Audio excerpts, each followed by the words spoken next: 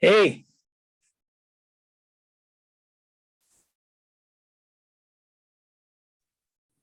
Hey Patrick. hey, did you use the regular, no, I don't know. Something happened. You used the access code I gave you, right? I just used the link in the email you sent. Yeah, okay. Yeah. All right, that should be it. Wow, some new faces. Jacob and Matt. Matthias. What? Matthias. Matthias. Okay, thanks. Yeah. It all runs together on your name. It's hard to tell where, Oh, sorry. yeah, it's okay. I think we could change that. So you guys, is this your first construction technology class? No, I took Cunningham. calculating measuring. Oh, with Rodney? Okay. Hey, Alec. Hey Pat, how are you? Good. Matthias, have you taken any other construction classes? Yeah, I did the calculating class and Oh, yeah, okay. 110, I believe, the carpentry one. Okay, great. Yeah, with Rodney. Yeah. Okay. So, you guys working hard, Alec and Louis? Yeah, working hard. Yeah, I'm signed up for 18.7 units this semester. So What? Yeah, why'd you do 18? that? Trying to get out of here? Well, my plan is to take one hard science prereq a semester. Oh, this class. Yeah, okay. And then yeah, this class, of course, that's the hard science. No, and then these 3 CT classes are heavy on the units. So Yeah. I'm What's the taking them third because I class don't being know when they're offered? going to be. What's that? What's the third class being offered? Well, it's CT 111, and then Yeah. it's Rodney's was that CT 114, I think. Oh, he's doing beginning finish carpentry this Yeah. semester. Cool. Yeah, and then this one, and then I'm taking cell bio as well. Dang. So it's a lot. I'm on campus 6 days a week. Dang. Hey, But who Louis, knows I what got classes will be offered again, so a question Yeah. for you. We don't have to answer it now, but sometime today or this week, we're going to do a field trip next Saturday, and it's going to be to match the unit, which will be on water conservation and site protection. So I usually go to Ferguson's to look at plumbing stuff, which we can do. But then I also want to get some place with swales and some, rain gardens or some kind of yard treatment for rainwater. Do you have any suggestions for that? Well, we have some rainwater tanks on campus, but not really swales per se. I can call We have Mike. some rain gardens, like some rain collection basins. At campus? Yeah, Okay. yeah. I've got a few downtown, but I always try to, I get tired of going to Alice Keck Park every year. Right. Although it's a beautiful park, so The park. yeah. We may go. I'll figure it out. Alice Keck Memorial Park. Yeah.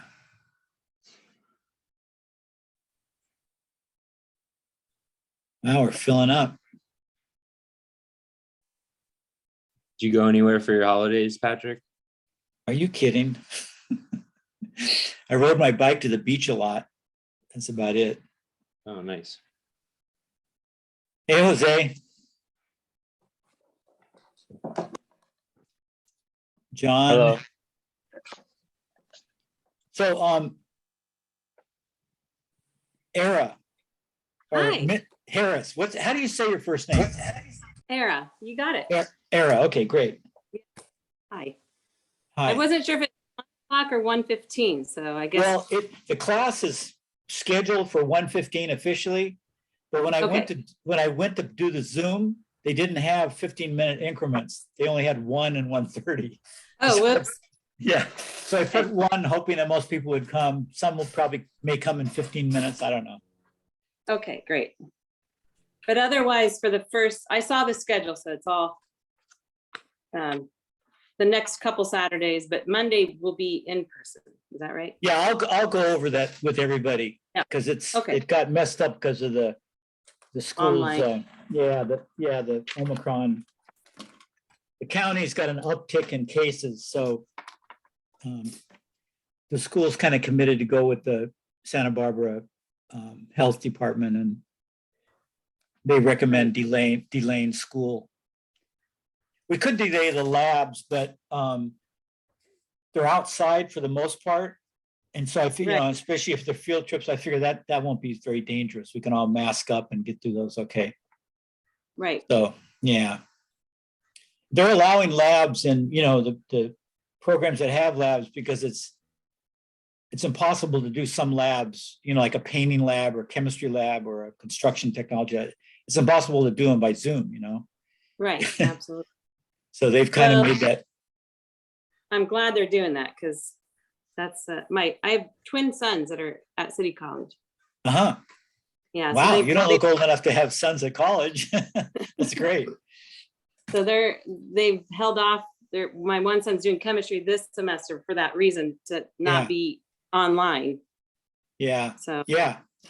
I know I had people, well, this class was the same way, right? Didn't we hold it up so it would be in person, and then, first week we get shot with a delay, but it's only a month delay. So 2/3 of the class will be on campus, so, and all the labs, so we'll be and okay.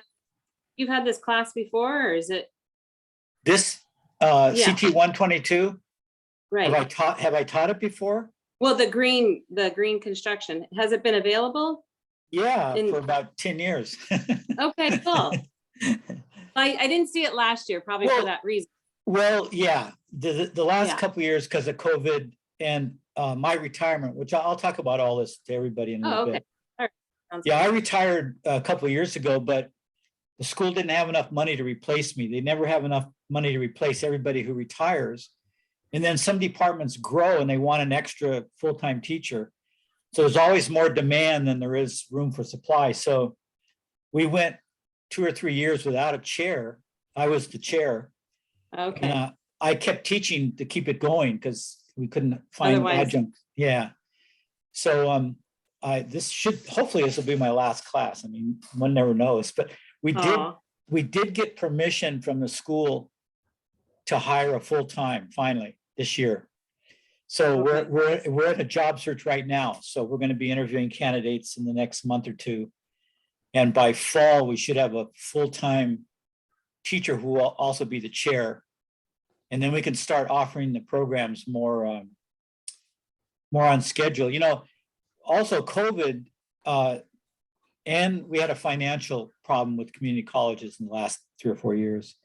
Right. And we couldn't offer all of our classes because the programs on campus that have low enrollment, just by the nature of the program like ours, don't bring a lot of money in. So when the budget's stressed, they want us to have less classes and the chemistry and English to have more classes, trying to make Right. more money.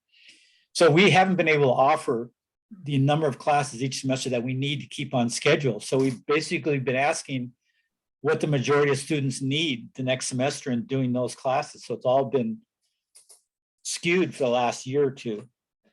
Right. So, Right. but we're coming out of it. I mean, I think we're going to come out of the COVID this semester. And then the budgets are doing better, and we'll have a full time. So we should be able to get back to the old normal by Right. next, so that'll be great. I'll be curious if the City College can benefit from the big donation from Was it Bezos' wife? Yeah. Mackenzie or whatever her name. Yeah. Yeah, I asked about that. I said, well, can't that pay a salary for before I knew, It It was And they said, unrestricted. no, yeah, it's not earmarked, but the college system has rules of where money can go, donations Oh. like that, and it can't go to salaries. Mostly because if you create a position and pay it, then when that money runs out, you may not be Then able to the get money to continue it. Yeah, so I was surprised at that too, but they, I think they felt bad denying us a chair. You know, that's outrageous for a department for 3 years. Right. And, you know, we had a temporary chair from environmental horticulture, Mike Ganella, who was great. He's still acting chair. And he was perfect. The one problem was he didn't have a construction background. So it was, Oh, there were things we missed in that. So I stepped up in the other adjuncts and we kind of helped Mike, you know, flesh it out. So we did okay. I mean, these guys are still here. They didn't get too disgusted. yeah, So, so my Zach, he's been involved in the horticulture class. yeah, He's taken. Oh yeah, I've met you before. You guys walked through the garden. Right. Oh, yeah, you're Lewis. With the Yeah. cookies. Yeah, Zach's been great. He's a good student. That's right, Zach. Yeah. Yeah. He's probably around here somewhere. I don't know. He's a surfer dude. Yes, actually.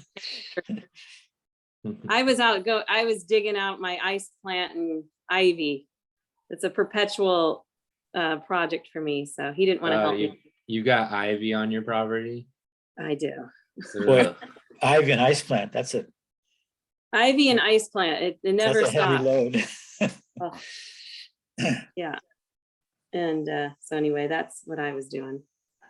Well, Okay. let me start with less crucial stuff because we have 18 or 19 enrolled and I don't see that many here yet. So maybe some are waiting till 1:15. I mean, we haven't been talking about stuff that's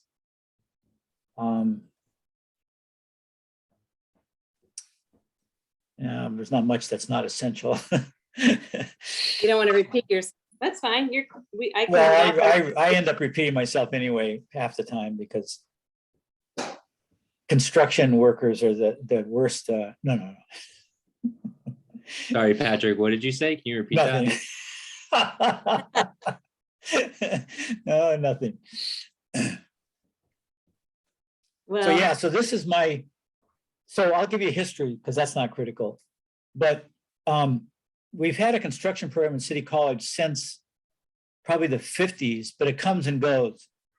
So they had a couple of iterations before I came, and then I was teaching at a high school out in Ohio, and my wife saw an ad for a construction teacher at Santa Barbara City College, and I was about ready to quit my job out there. So I applied for fall, and this was in the spring or winter. And they called me up and they said, we've got this class going, and the guy running it's an architect. It was Armando Arias at the head of the drafting department. He said, but class has gotten so big, we could use 2 teachers. So do you want to come early? So I said, oh yeah. So I came, and then when they were satisfied with my teaching or that I was okay, they said, well, we want to start up this program. Are you interested in becoming chair full-time? And I said, yeah. So I had to go through all the hiring stuff. They just kind of point you. You've got to, go through the bureaucracy. But so I hired on, and they didn't have a program. They had this one class that they were teaching. So Armando and I taught that together. And then when that was over, he said, okay, Patrick, you're on your own. I'm going back to drafting. oh, So wow. yeah, so it was fine with me because I love to do that kind of stuff. It's very creative, and I'd been a builder and a teacher all my life, so it was a good fit for me. And so I started with one class, and I had to add a class, well, as fast as I could create them. So I've done about 20 classes. We only have 11, I think, or 10 as a requirement, but we've gone through different classes. They've come and gone, and then when we weren't even a department at first. We were under drafting until we had enough classes to be a regular program. And then that took a couple of years, and then we started CT again. So it's not the first time, but it's the first time in 20 years we've had this program. Got it. So this Yeah. is kind of baby. It's what? This was Your brainchild, so it's kind of hard to see it. Yeah, drop. no, that's right. That's right. That's exactly right. So it's even hard to give it up now, but I tell people, I say, you know, when you're aged and you're getting up, you know, toward the end of your life, there's no room at the end to keep putting things off for. You know, it's much more finite. When you're young, the whole future's ahead of you, so you can put off stuff.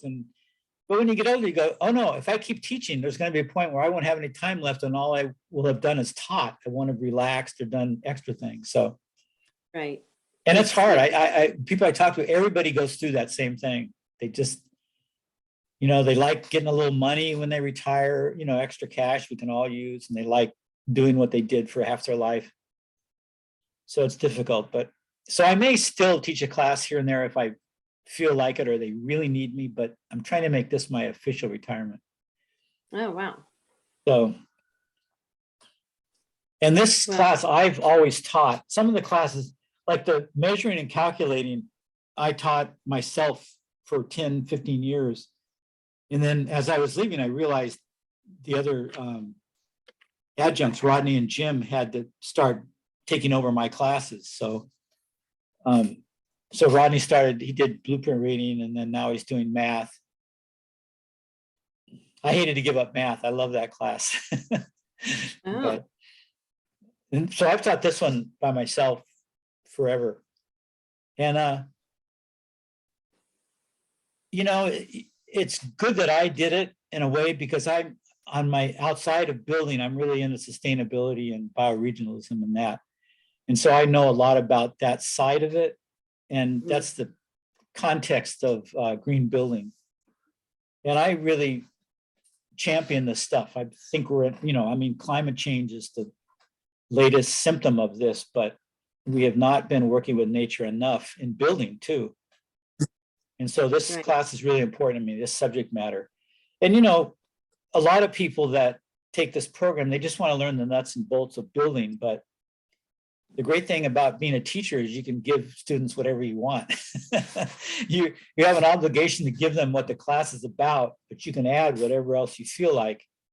And so in this class particular, I add a lot of, I mean, we'll talk about sustainability in general today and get it mostly out of the way, but the whole rest of the class we'll be talking about it because it's such an important topic. So,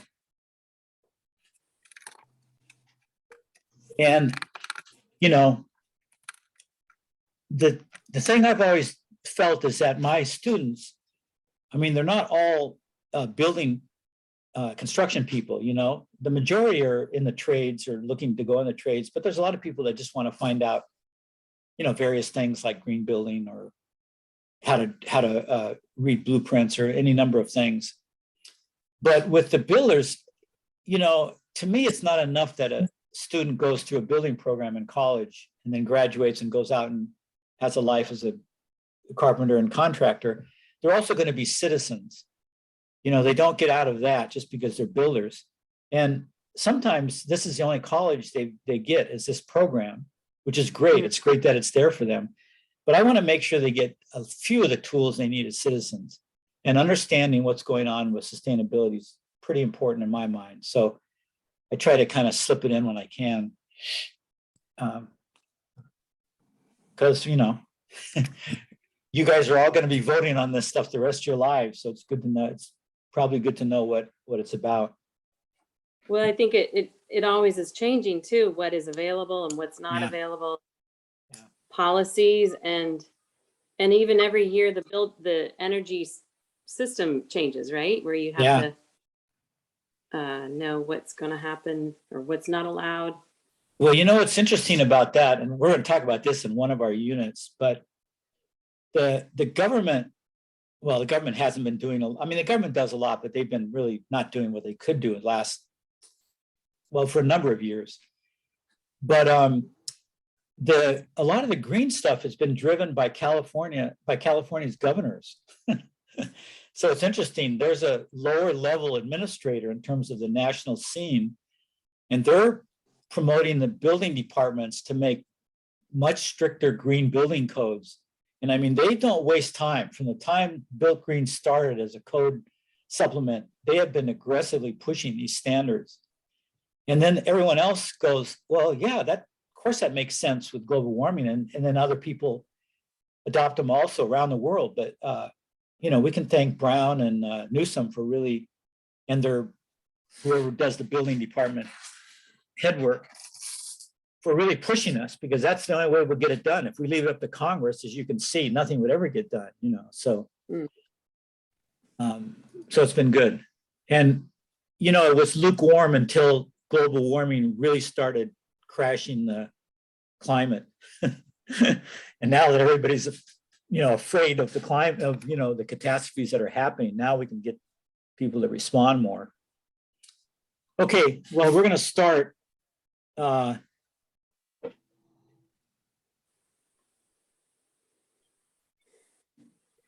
16, that's close enough. So business first, no problems getting on the Zoom, right? No. And Nope. I couldn't set up the Zoom for the same access code for the same link for all of them. Because, if you do one day out of the sequence of days, then it doesn't work. So this is its own code. And I'm going to give you, not during class, but this afternoon after class, I'll send you the link for the 4 following Mondays for those Zoom things. And then that'll be it. So you'll get that. And then I hope you checked your email and got the syllabus and the schedule and the short sheet on sustainability. Did you all get those? Your PDF file? Yes. Yeah. I did. Okay. I'll put them on the screen and share them, but some of those are permanent class papers. Let's see. So I'll go over the schedule real quick, and then I'll repeat it at the very end in case some people join late. So you're at the first class, congratulations, with all the mix up. Next Monday, which is just 2 days away, we'll have our first Zoom regular class at 6 o'clock till we get tired. We probably won't go till 9. That's what we're obligated by the college, but usually construction workers and students who've been working and studying all day start losing their steam about 8:15, 8:30. So somewhere in there we'll probably end, but we'll start at 6 every Monday, whether it's Zoom or on campus. So the next 4 Mondays will be on Zoom like this, and then we'll start coming to campus. Next Saturday, we'll start coming to campus every Saturday. We'll go on field trips. This coming Saturday, we'll meet at the Wake Center. And if you don't know where that is, because you're new, email me and I'll send you directions. Most of you know where that is. This first Saturday, coming Saturday, we'll meet there and we'll find out what the transportation situation is, who's driving and who needs rides. And then we'll know that for the future. And then we'll go downtown probably from school, which is not that, it's not that far. So sometimes I'll give you we'll meet at a place because some of you may live closer to it and don't want to come to school first. And that's fine. But for this following Saturday, next week, we'll all meet at school just to get organized.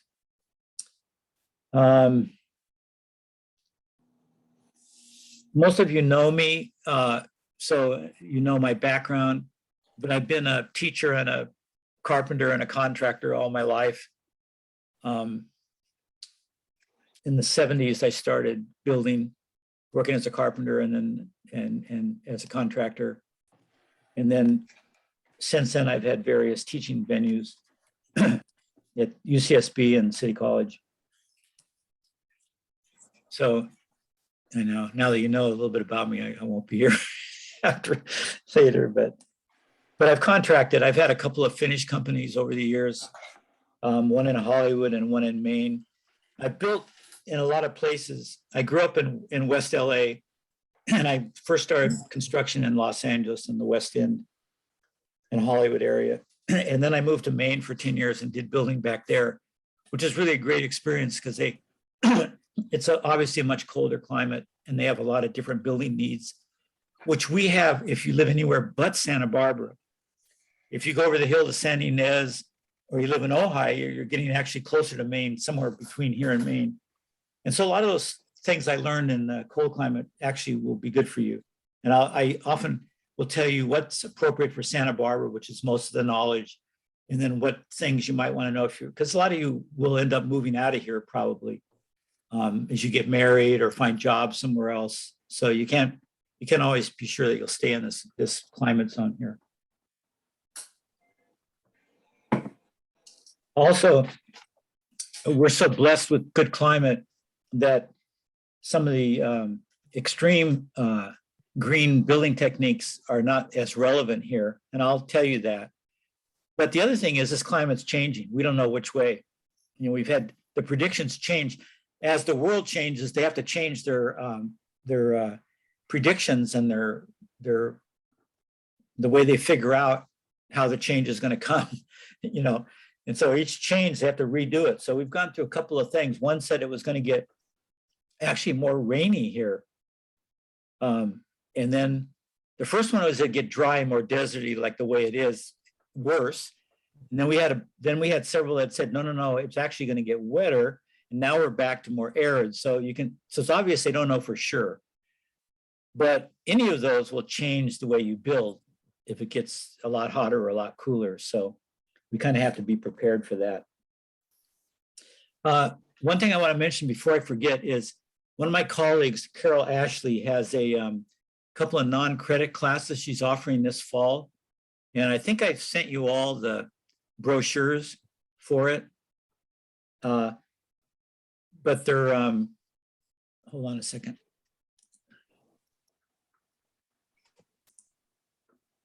Hey, I have a question. Yeah. Oh, what time does this class end? I just have work at.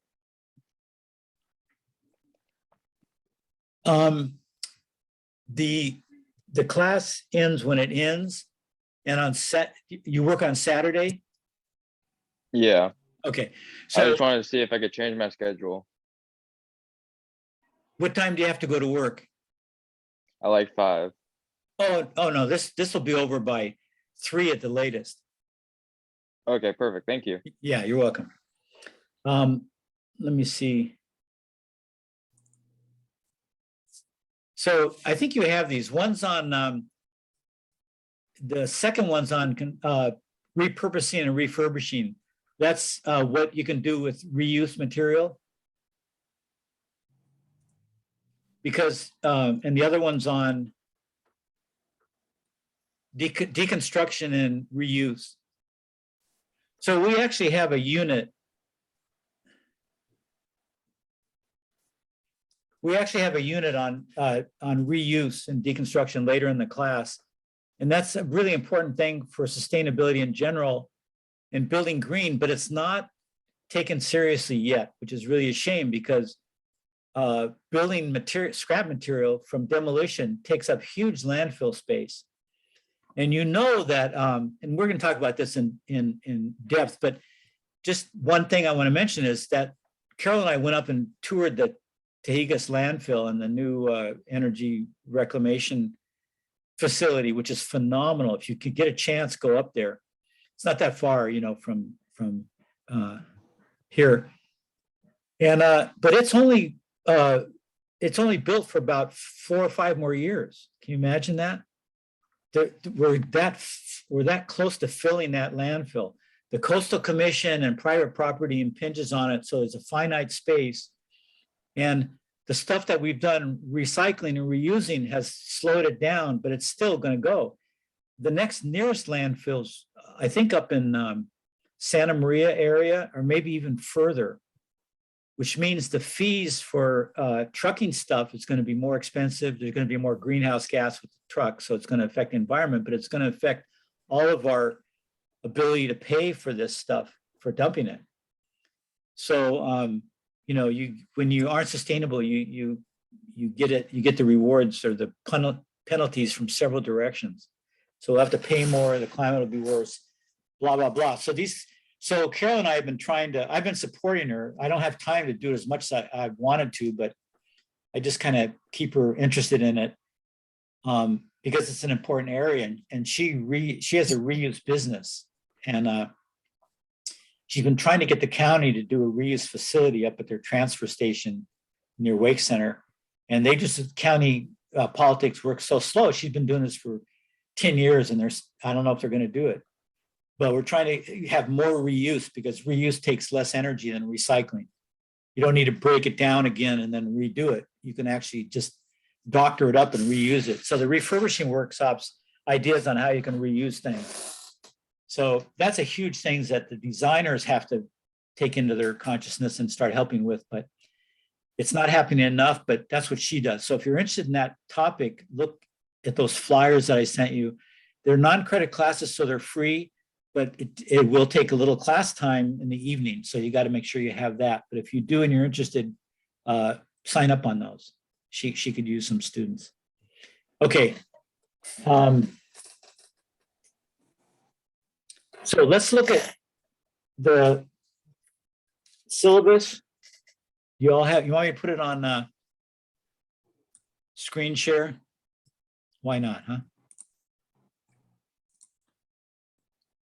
When you guys are, the opening class, we have a lot of business and orientation to get through, so it's a lot of me talking. Please feel free to enter the conversation anywhere, so it's not just me, but also you're going to get just worn out by me giving you information today. So when you're getting worn out, ask if you can have a break, and we'll take a little break. Okay, and hopefully we won't even stay the full time today. Let me see here. Hey, Patrick, I have a question for you. Yeah, yes, sir. So I have the syllabus and the schedule. You said there's a worksheet too. Where is that located? No, there's a schedule, right, with the dates. Yeah. You have that too? Yeah. Okay. Then there's the sustainability page. I'll put it on the screen when we talk about it, and then I'll send you it if you can't find it. Did you email it, or how did we? I thought I emailed it. Anybody else get it? Yeah, you sent it in a second email. Yeah, you got to be quick to catch my emails. I know. I hate to. All right, I'll look for it. I hate to send a bunch ahead of time, but I can't help myself sometimes. You're not doing a Canvas page for this class, huh? No, Okay. because we're not going to be there that long, and it's a lot of work to set those up. So okay, hold on. I was about to go through it, and I haven't shared it on the screen yet. That would Okay, I found it. be silly. You found it? Good man.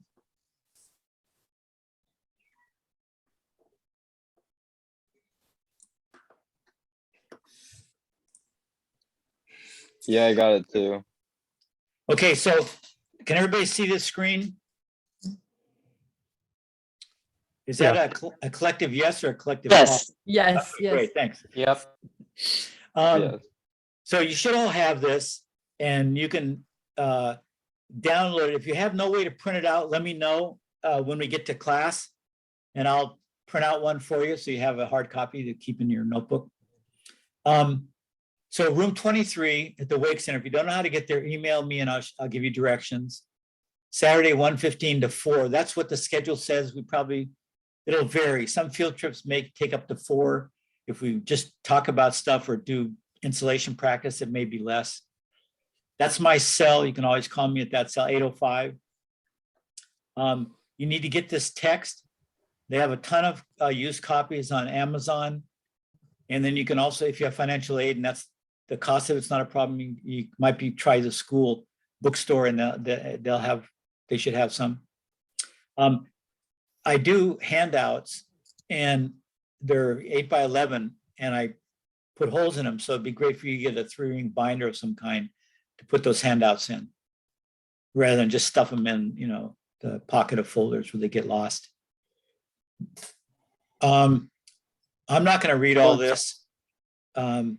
These are the units, and this will be repeated in the schedule, which we'll look at, which is more relevant. These are just course objectives. You look at those on your own time. I don't have a lot of rules for this class. I want you to come as often as you can because, you know, the information is important and sometimes it's cumulative. What you get one week, we may build on it the next week. But I realize that some of you have to work Saturdays and you have families and there's illness around. So I realize you will miss classes, but just make an effort to come when you can. Try to call me when you're going to miss so I can plan. If a bunch of you call, I may just shift the lesson to something less important. Try to be on time. Do your reading assignment. That's important. We have one book. We'll look at the book a little bit today. It's pretty simple. It's a lot of pictures. So it's not a lot of reading. It's a very inviting book. So try to stay on. I'll give, when we look at the schedule, it'll have reading assignment, what chapters are due. Make sure you look at your schedule. Let's see what's going on just to keep on track. And if you're going to drop the class at any point, you have to do the paperwork. I'm not going to drop you. I mean, I'll try to drop you, but if I don't notice that you're gone, you may go past the drop period and then I'll have to give you an F or an F, an incomplete F. And you don't want that if you don't have to get it. What I expect of the class is participate in the discussions, and especially if you have questions, that everybody has questions. If you have opinions that differ from mine, that's fine. Some of you guys have been building a lot and you've been under contractors who know as much as I do. Some of you know as much as I do in certain areas.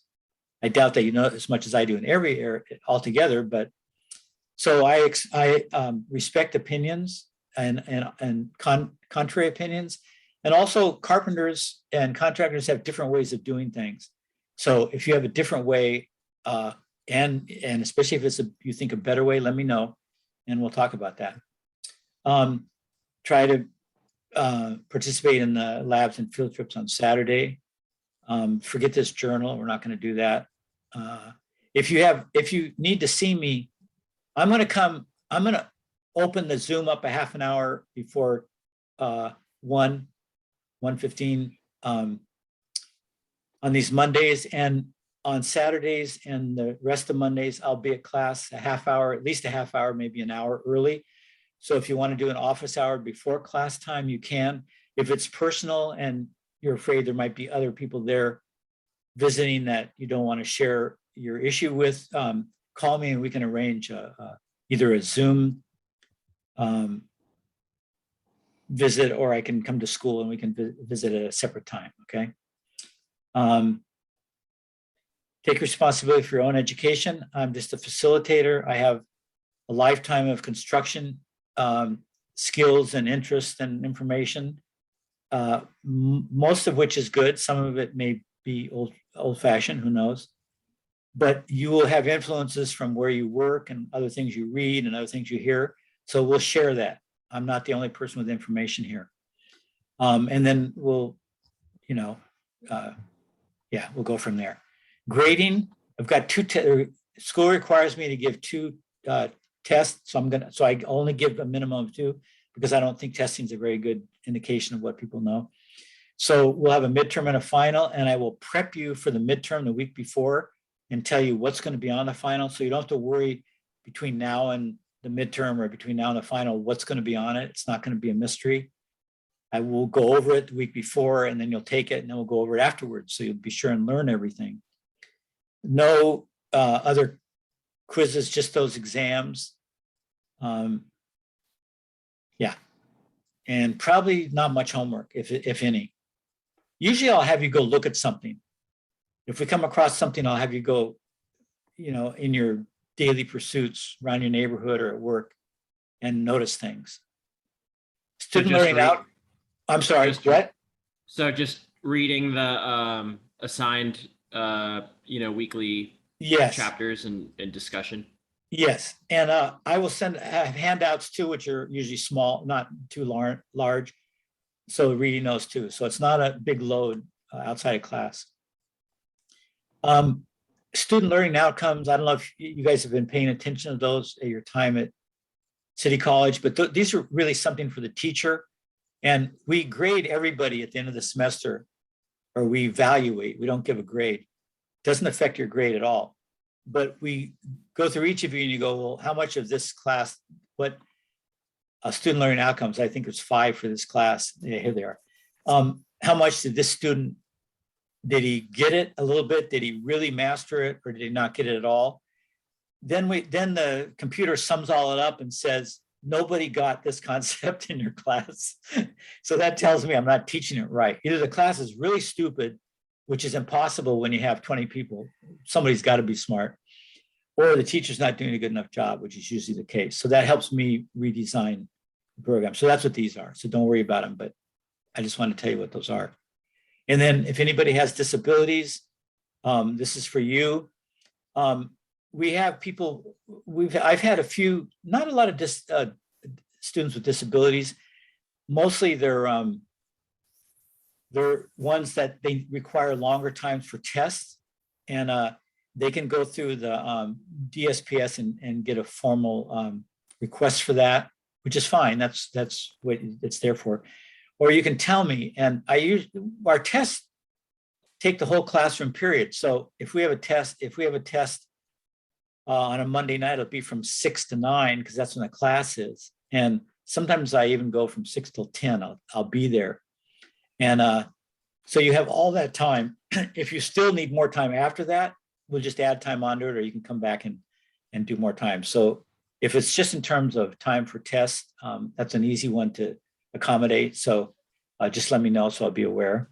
And then if there's any other kind of disability that I need to know about that will affect your class performance, let me know. Patrick, Okay. Yes, sir. are the tests going to be in person for this class? Yes, I'm hoping, right? So, Cool. yeah, because the midterms well after the 4 weeks we have isolated, at home. And I prefer them at school because it's less convenient for some of you, but you can ask questions of me. You can come up to my desk and ask questions, and it's a lot simpler than if you have to do it by, Zoom or whatever. So just to clarify, the lectures on Monday nights will be on Zoom until February 17th or something like that. Right, But the the next Saturday 4. labs will be in person. yes, Okay, got it. how's everybody doing? Good. Okay, let's look at the schedule, and that'll really show you what's going to be in the class. That's much more interesting than the syllabus. I have to, by law, go over the syllabus. So there's some things I have to do. I have to give 2 exams minimum. I have to make a syllabus and a schedule. That's about it. So, so the schedule, let's see.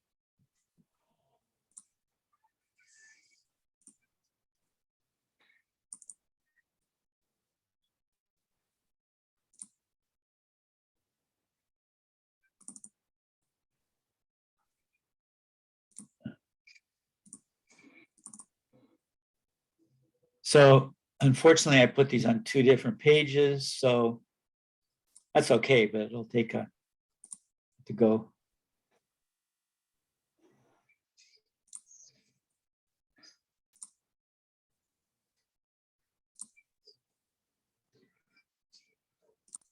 Okay.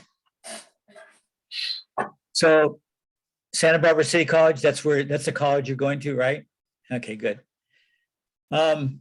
So I do these by week because some weeks have holidays, and if you do it by class, then it gets more complicated. So, so I'll have the date, and whether it's online or in class, or whether it's a holiday, on the first column, the date.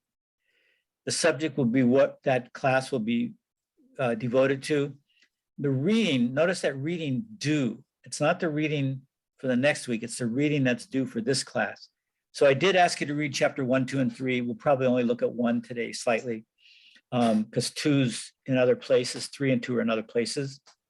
And then, so we had a holiday Monday, so I have this arrow meaning to read for this day. Usually it's the arrow for this day, like this, and all of these is the reading for the day that we're talking about. But because we delayed a week and then we had a holiday, this is our first class. Notice that all the rest of Saturdays don't say online, so they're at the Wake Center. And then there's a holiday, and then there's spring break on the next page. There's 2 pages of this schedule. So these next 4, 1, 2, 3, 4 Mondays will be online, and then there's a holiday, President's Day, and then the 28th, we start at the Wake Center from there on out. Hey, Patrick. Yes, sir. So just to clarify, the reading in the row. So, for January 31st, chapter 13 is the reading due for January 31st class. That's right. That's exactly Okay. right. Yeah. And then this column will be the one that'll change the most. We are going to go see water conservation sites and maybe go to Ferguson's, which has a lot of stuff about conservation of water in the house. And this one will probably go, I usually take the class to my home here in Goleta because I have a lot of green things I've done on my house that's just handy to show you guys. And then there's some PV sites in the area, including the UC campus. So those 2 field trips are pretty done. These I haven't filled out yet because I have to, like for instance, on the 7th or the 12th, I'd like to go to a solar hot water. And I used to have one near the Wake Center that I'd go to, but the old man finally moved and the new young people don't want us coming to their house. We used to walk the class up there. So I want to try to find, if anybody knows about a solar hot water, a house that's using solar hot water that has arrays on their roof, not electric, not PV, photovoltaic, but hot water arrays, let me know. Passive solar heating, that's a hard thing to tell, but I'm looking for those where there's a lot of windows that are used to heat the house by letting a lot of sunlight in. And then daylighting, any house that any of you know of where they let a lot of daylight in, they don't need to use lights very much during the day.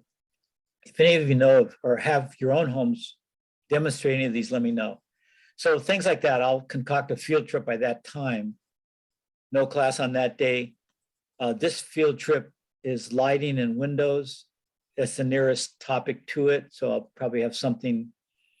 Sometimes we go to Home Depot to look at the lighting displays. They try to keep up. They have a pretty good thing. We might go to a place that has a variety of energy efficient windows. So this 29th, we're actually going to be, and some of these that aren't scheduled yet, we might just stay at the Wake Center.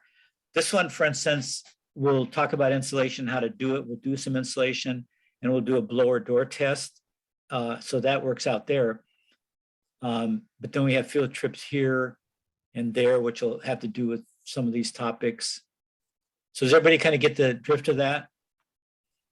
The week before, the midterms 14th, the week before we have a prep. Okay, I think that's pretty straightforward. And then let's do the second sheet and then we'll be done with this. Patrick, how come we skip around with the chapters in the textbook? Because I organized it a certain way. And I actually reorganized it a whole different way this time that I thought was more intelligent, including more intelligent than the book. Yeah, I know it's difficult, but you can read your syllabus and figure it out. Yeah, I don't mind. I was just curious. Yeah. I'll show you more why. I can't do that, can I? Oh yeah, here we go. When we get to it. Let's see. God. Takes me a little while when I haven't done this for a month to to get everything, get this Zoom. Okay, this is page 2 of that schedule, which you have this. So the 21st through the 26th is spring break, so we won't have either class on that week. Then we had the midterm before that, so then we'll review the midterm. And we go into sustainable building practices. So here's that deconstruction, reuse, advanced framing. There's a bunch of topics here. That's a pretty interesting unit. Hey, Patrick, for spring break, are we having Saturday class on the 19th or no? Yes. Okay. Yeah. That's a good question though, because People always confuse that, and they always confuse this one too. Well, if the break's here, Friday's here, do we have go Saturday? And I go by the school schedule strictly. And let's see, when is it?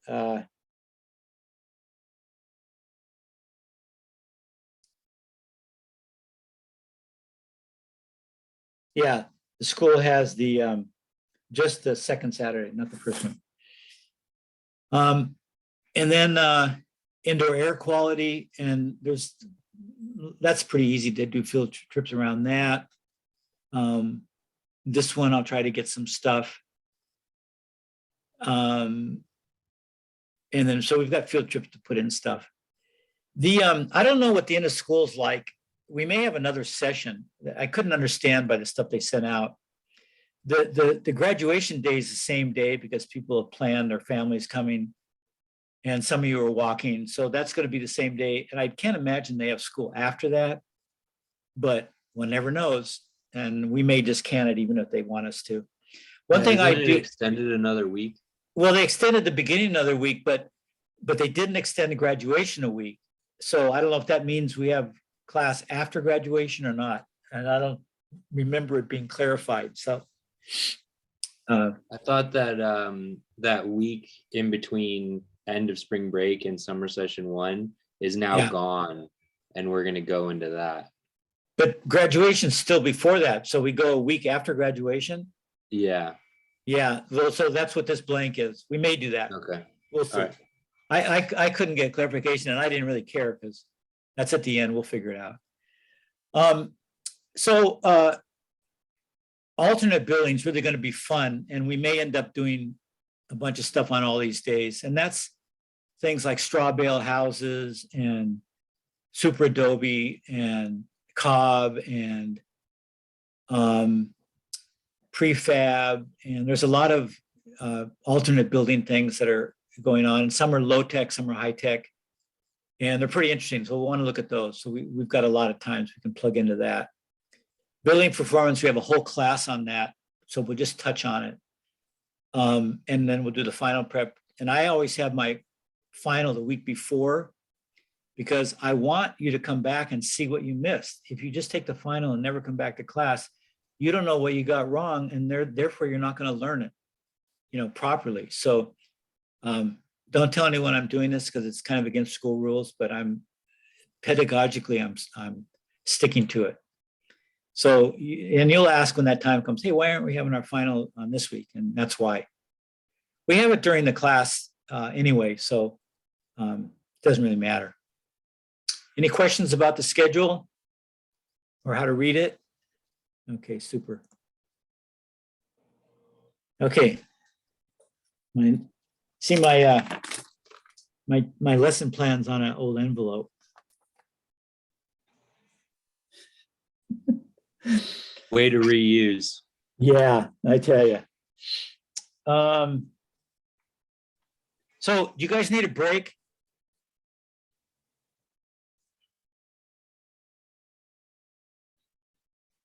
I'm good to keep going.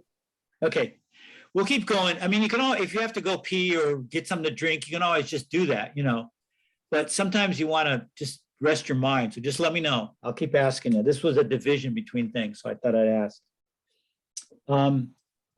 So let's see, what time is it? Okay. We won't go the whole length today. So this is going to start the sustainability lesson. So let me get that on the screen. So if you have that sheet that I sent out, get that out or.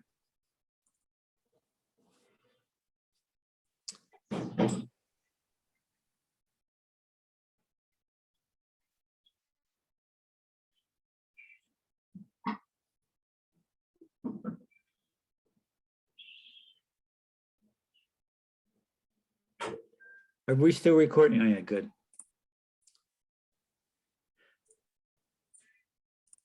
Okay. Now here's a topic that some of you may know more than I do about all of it or some of it. So unlike the structure of the class, which I pretty much determined. So green buildings apart, of the sustainability movement that's been going on in this country well before climate change became such a dominant issue. And climate change has just made it imperative. I feel it's always been imperative, but cultures, societies are inherently conservative, which means they don't like to, not politically, but socially, they don't like to change. They figure out a way of living, a lifestyle that's comfortable and satisfying, and they really don't want to change that. And, we're having to ask a lot of ourselves worldwide. For one, the pandemic, we're having to do things we've never wanted to do and don't like doing, like isolating so much. And then global warming. As soon as we get done with the epidemic, we're going to have to really start putting the energy into global warming. So sustainability is really the house that green building comes out of, and it's important to see all of this context, and it's also important to know how important building is in sustainability, and especially in combating global warming. I don't know if I have all the data with me. Every month they come out with new statistics, but building's a huge part of our energy use, landfill use, and various use of materials and things. So this is a really important class to know. So here's the problems that sustainability is trying to deal with. There are problems in the way we humans live. For one thing, we even still manage agriculture poorly. It's been much worse in the past. The other thing that we still have is overpopulation, and that's really made things hard on feeding people in the past. And then we've had, what's that? Okay, non-class related, right? Okay, so and then the plague has influenced us, and you could actually look at the pandemic as the latest plague because it's very similar in its impact on us. We have ways to mitigate it now, whereas in the old days, the plague, they had nothing. They were just at the mercy of the plague. Everything they thought they did right didn't help at all. But all these things have tended to make starvation appear here and there in our whole history as a species. So we need to stop doing that. There's no reason why people should starve on this planet. Pollution, we've polluted for way back. Not only is it a problem to dispose of waste, either we're ignorant of it or we don't have the room or whatever, but it also causes disease at some point and is bad for us too. Species decimation, where the species on the planet come and go. They have since the beginning of life. Scientists have decided that there's periods where they go much faster, and they think it's not a good thing. This is still kind of in an area where the total picture is hard to get because it requires looking at the whole history of life. But a lot of times we overhunt, the mammoth, the woolly mammoth, and some saber-toothed tiger, and some of those creatures we knew existed, disappeared, and we don't know why, but they were hunted by early humans. So we think that may have had something to do with it. We overfish all the time. We've always overfished. We decimate species for different things they have that we can use, like the ivory and the animals that have ivory. And we've upset ecosystems unknowingly by development and pollution and industry. And that, of course, if an animal doesn't have an ecosystem that works for it, they disappear. And then we've disrupted ecosystems in general. A good example is clear-cutting forests. Totally ruins the whole forest ecosystem, and actually makes it vulnerable to pests, which kill much more forests. I mean, it just is like this domino effect, and it's really, and we've been starting to go around that in the last 10, 15 years still. And then overdevelopment shrinks the wilderness area, and so those animals leave. And if one animal leaves, if it's on the low end of the food chain, then everything above it doesn't have anything to eat. The one right above it starves or moves, and then the one above that doesn't have anything to eat, so it has to move or starve. So it's pretty simple to disrupt an ecosystem, and we're just in the last 20, 30 years, it's been coming to the public notice. Environmentalists and ecologists have known about it for a while, but it takes a little bit to get filtered out. We're so into making money as a capitalist country that, they would clear cut even knowing that it was bad for the forest. I've been reading a book on that. And we overdevelop because we make money from that. So, and we overpopulate, which forces us to overdevelop. So, so even when we've known about it, we haven't necessarily done anything about it. Global warming, I can't believe it.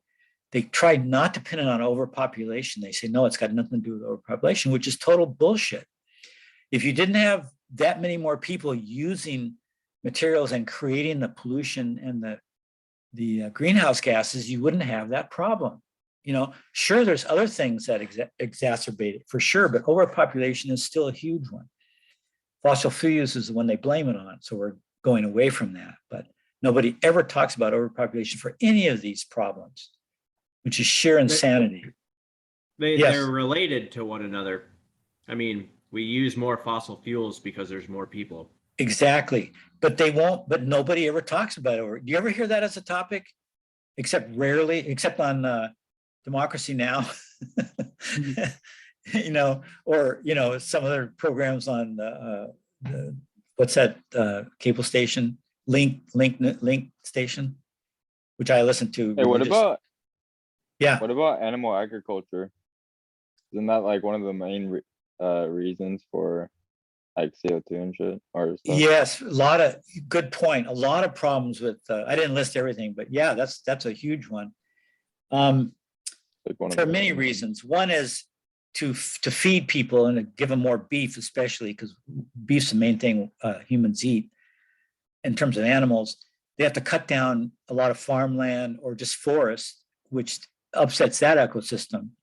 And ecosystems, we'll talk about this in a second. Ecosystems, they're not just there, they're actually part of our whole life system, and they give us services. They call them ecological services. They actually provide things that every species, including humans, needs. They get rid of the waste and the dead things. They eat up things that dead. Otherwise, it would just pile up and we'd be, shoulder deep in all the waste we cause. So we depend on all these animals, from pretty good sized mammals all the way down to bacteria. When we destroy ecosystems, we mess with those animals. They clean water. If you studied ecology at all, it's unreal how connected the system is and how every animal down to microscopic animals have a part to play.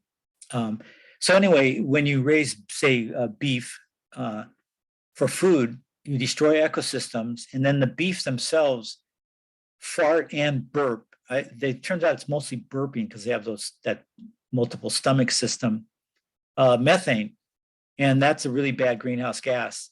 But they are actually finding some mitigation for that. They can feed them seaweed and various chemicals that actually stops a lot of the gas. So that's kind of an interesting thing. It's still destroying farmland and forest and wilderness area. So it's bad in those other ways too. But they're working on getting people to not to eat meat. The mock meat, they used to call it mock meat, MOCK, because I'm vegetarian, so I've eaten mock meat at Chinese restaurants for all my life. But they're making, they're trying to replicate the taste and texture of beef and chicken, and they're actually, I think, pretty successful at it. But we'll talk about that in a bit. And then resource depletion, and that's definitely an overpopulation thing. Like, I think, was that you, Alec, that mentioned that about the fossil fuel and those two being linked? Yeah. And consumer capitalism. Now, those of you who haven't been in class before know I'm pretty outspoken about not being a fan of capitalism, especially consumer capitalism. Capitalism started as a system to pool resources because no one person or family or government had enough money to carry off certain activities that were good for the public and nations. So they would pool money. That's a great thing to do because it just multiplies, it's mathematical, and we can accomplish things. When you combine that with consumer capitalism, where capitalists are actually creating needs and wants that people don't really need, this uses up a lot of, not only do we have things that we don't need, but we have multiple versions of them, as you all know, if you live in this society. And all those things use up resources, tremendous amount. So it's an overkill type of capitalism. It doesn't mean we can't have a simpler, more sane capitalism. And actually the simpler, more sane capitalism border on socialism. Those are just names, but a lot of socialist countries like Scandinavia happen to be more sensitive to ecosystems and ecology and things. So, but our particular type is very depletes resources, is a problem. So these are all problems that we have that are harming the biosphere, which is the new name for planet Earth. And they call it biosphere because scientists now want to remind you that it's biological, it's a living planet. Planet tends to mean geography and geology and, oceans, but no, it's life is what makes this particular planet work. So we call it a bioregion, a bio sphere now. Science and public policy have progressed to meet a lot of these problems. Agriculture has improved, aquaculture has improved. We distribute wealth better now than we used to. We tax and we have better charities and stuff so that people are further from starvation, although there's still starvation in the world, even in this country. So we're not doing it totally, we're better. Public health policies, people get down on the government, the size of it, but a lot of it is to keep this place. If you go to Shakespeare in England, all the writers, Dickens or any of those people, Dickens was later, but from the Renaissance on, there was no public health. People would, in their apartments in cities, they would poop in pans and pee in pans, and then they would go to the window and throw those out on the street. That was our public health. You can imagine the disease and just the total yuckiness of living that way. So in that intervening time, we developed policies that prohibit people from doing that and requiring them to have sanitation in their home. So that's been a really great thing. It's really cut down on diseases that plagued cities mostly for centuries. And it's cut down on pollution control. The EPA and those administrative bodies have really done good. So that public policy has been good. It's also regulated resources to some extent. Then we've had ecological science get better. It's been around, but people like the Bioneers, who are a group of people that, it's a pun on pioneers, but they're biological biosphere pioneers. They meet yearly, and I'll tell you how to find out where to see those meetings. They're really great, and they have speakers that come and talk about biosphere and ecological issues. So that kind of public broadcast is great. I was going to put a plug for this Susan Simard, who I saw in there once. I just read a book she wrote about trees and how they're all connected by fungi. Really interesting. It would blow your mind. Some of the work coming out now by ecological foresters, which she is, or scientists, is just it's just mind blowing. Progress of science, public policy, global warming, not enough's being done. Countries have been not taking it as seriously as they need to. That's been a public policy lack. The science is there. We know what's going on. 6 is resource depletion. Not much has been done there. Consumer capitalism drives it. Population drives it. If we got to feed more people, we've got to get farmland. We take it from wilderness. So we're not doing much saving resources that way. Then 2 additional items that are scientific that I want to bring to your attention. One is called ecological footprint. And I'll show you this book on it. And if you're interested in that, it's a must read. It's very important. It's a measuring device for how environmentally sustainable we're being as individuals and as communities and countries. And they finally quantified it. It's new, so it goes through minor changes, but the idea is really great. And then, of course, in the building trade, the science is called building science. We've started applying science more to physics, especially more to building. And so with that building science, we've come up with a thing called building performance, which is making buildings perform better. And we use science and technology to do that. And we're going to look at that a lot. It's driving the building code policy, and we'll look at some of the tools that have come out of that movement. Construction's part in unsustainability, inefficient and inappropriate use of resources. We waste water, we waste lumber, we waste sunshine, we don't use sunshine we could use. We use some questionable materials, that's where the inappropriate comes in. Concrete's inappropriate right now, given its embedded energy and pollution, greenhouse gas contribution. Steel, same thing. And these are just core foundations of our civilization, right? Think of cities without concrete and steel. It's pretty hard to. We still got to deal with them. High embedded energy, which is these two, but also other things. In other words, we spend too much resource and energy to make something. So even though the product itself may be benign, its manufacturing history is off the chart. And then we're using precious materials that we can't replace. And then landfill debris, filling up landfills. We'll talk about that. That's an interesting topic, bears a lot of discussion. Inefficient use of energy. Here was resources and energy. That's in the construction, there's some inefficiency, but mostly we're talking about the operation, how a building ends up using energy once it's built. And then construction creates a lot of pollution, both in the building of the buildings and in the types of systems they have. And indoor air quality is a part of that because we put toxic things into houses. And then runoff poisons that affect the environment are part of that too. And we're going to address all these because building construction is our thing. And these are just concepts we're going to use throughout, and I want you to start getting used to them. Holism, I spell it with a W. I think I'm the only one on the planet who does that. Because if you don't put a H on, holism sounds like holy, and it could be religious. And W, we're talking about the whole, and whole is spelled with a W. So I suggest we just start using holism with a W to mean that, because it only makes sense.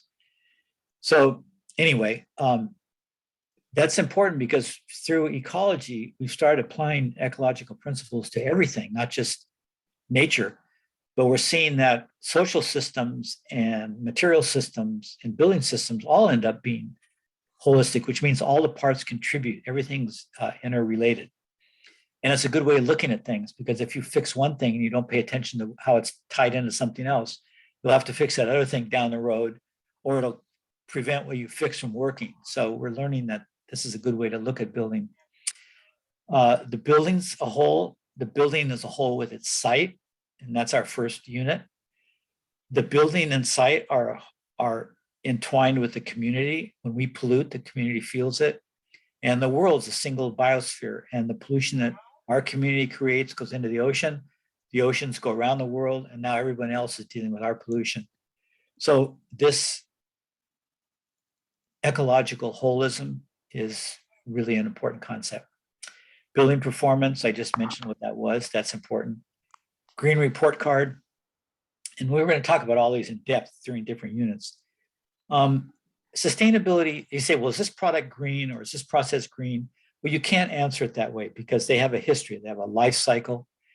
And parts of that life cycle, where they get the materials, how they get the materials, how they're manufactured, how they treat people, how they pollute, what they end up being, how they're disposed of when they're not being used anymore. All those have different levels of greenness.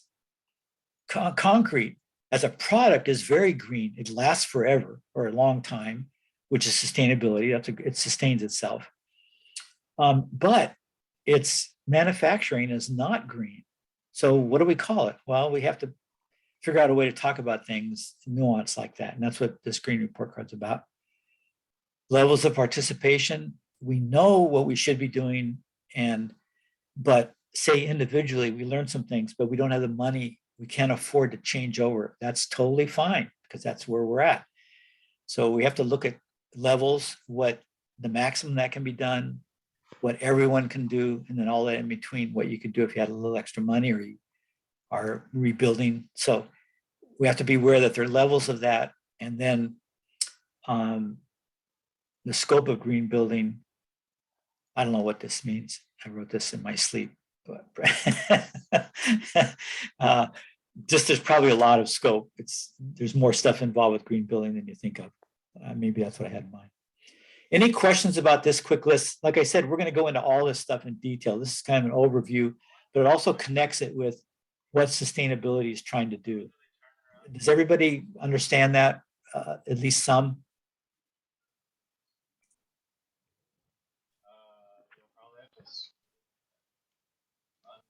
Yes, sir.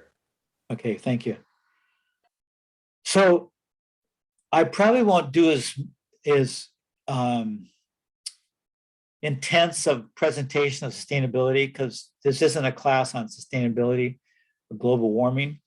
And we have a lot to cover in building green, but I will mention various things because like I said, building green is no longer a choice in the building world. The codes are driving it. So there's just a lot of things we have to do and understand to be able to build legally. And then, a lot of that stuff that's not legally required might be morally required. And that will be something you'll have to take a stand on. We will show how the way you build, not specifically, but in general, is unethical, the unethical parts of it, where they're impacting global warming and all kinds of things in the world. So then you have to make the choice of, geez, that's not a great thing. How can I mitigate that or stop it? And we'll talk about that because you're builders and you need practical conclusions. So we'll show you what the kind of choices there are, and then you just have to make up those choices yourself, like using concrete. Well, God, it's the cheapest, fastest foundation the world's invented. The flipping Romans invented it. And but it's so destructive. So either we figure out how to make it less destructive, which people are working on night and day, or we figure out alternate foundations, which is not so far out. And we'll talk a lot about that. But once you start thinking outside the box, you go to what a foundation requires, what it does, and what we need to have on it. Then you can free yourself up from rigid things like concrete. But until you really explore that, you're kind of stuck with it. And in your day-to-day building in Santa Barbara County, the companies you work for are probably stuck on using concrete too. So a lot of these things, I'll try to mention where you can make changes or suggestions to your bosses in your companies, or if you have your own companies, what you can change. So, we're going to give ourselves ways of dealing with all these unsustainabilities, different levels of it, because you're all at different places and we don't have some parts in our life, we don't have total control of what we do. We work for someone else and they have control over a lot of those things. So, so anybody wants to add that maybe was left out of that on sustainability, or questions or comments? Okay, so what I want to, hi Juliet.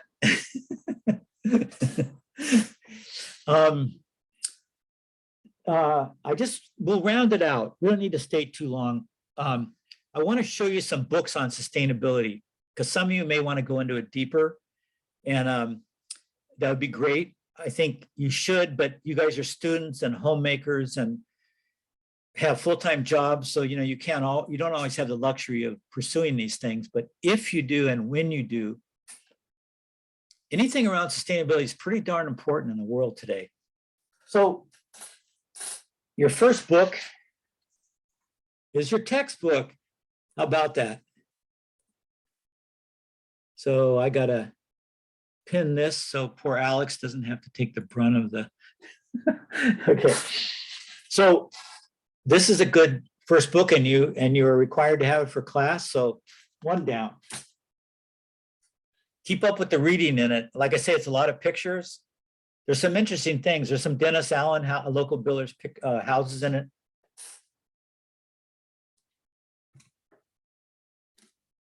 This is a book that I wrote called What Democracy Must Mean. The first third is about democracy. The second 2/3 is about bioregionalism, which is a type of sustainability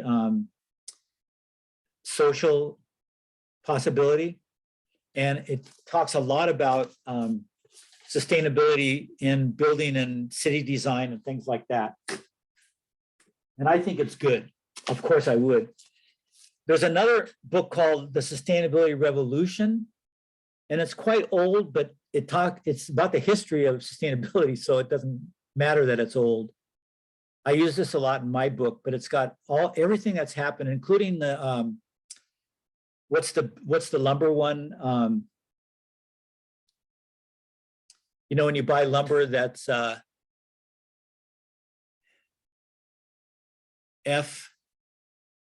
FSC. FSC, thank you. It's got a whole thing on that too. And my book talks a lot about that too. And we're going to go over that when we get to that unit. So there's been a lot of organizations that have tried to enforce sustainability. And for the lumber industry, that means extracting lumber and delivering it to distributors. The FSC's been the leader in that. This book is called Sharing Nature's Interests. This is about the ecological footprint by the guys who developed it, an American and a couple of Canadians, I think. Canada's an amazing place. British Columbia, a lot of great stuff comes out of there. But I'm going to talk about this more at some point, but they've quantified, it was a pretty daunting task to quantify all the things humans use. So we not only use resources, so you can say how much farmland do we use and how many people do we have to feed and make those kind of calculations. But what about waste? It takes waste for landfill. It takes water to deal with waste, you know, to clean stuff and to transfer waste. So they had to figure out all the ways we waste and how much land would be involved in those. So what they've done is they've taken every function that humans do. We eat, we need a shelter that takes resources. We need water for all kinds of reasons. We have to get rid of waste. They've taken all these things we do and they've quantified them. So you can actually fill out a chart and find out how you compare to people around the world. And here's the interesting thing about this. We wanted to know, well, how are we doing with this overpopulation, or as they say, population? You know, is this going to be a disaster for the planet? Will we have mass starvation in 50 years because we have too many damn people, or what? So these guys figured out how much an average person needs by a certain lifestyle, and they define that. It's kind of a middle class, a lower middle class lifestyle, and they've determined how many resources by the ecological footprint they need.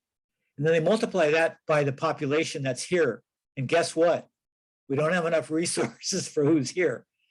We need about 3 planets right now to offer everybody that lower middle class lifestyle.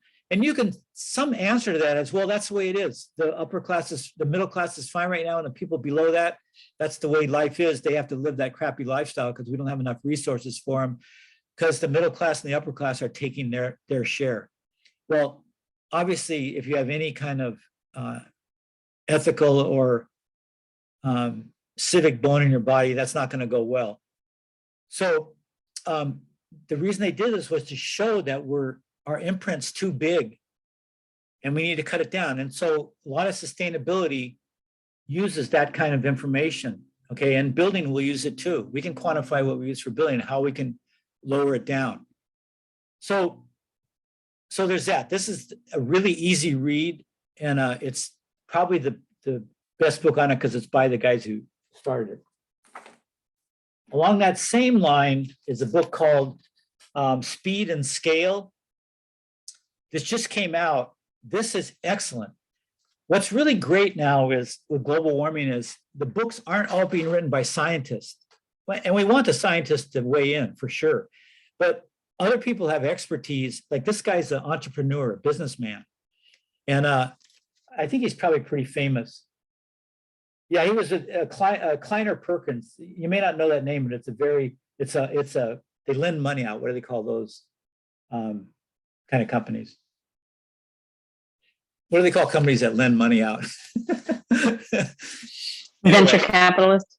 Yeah, venture capitalists. That's what. Thank you. I think he comes from a venture capitalist background. Would you say, oh yeah, I'm a little suspicious of that. But this is the best book I've seen on what we have to do down to the exact quantities and time processes to keep our global temperature down to where the climate won't just wreak total havoc, much more than it is now. There's been that parts per million carbon dioxide, that rate that we have, we're going by that.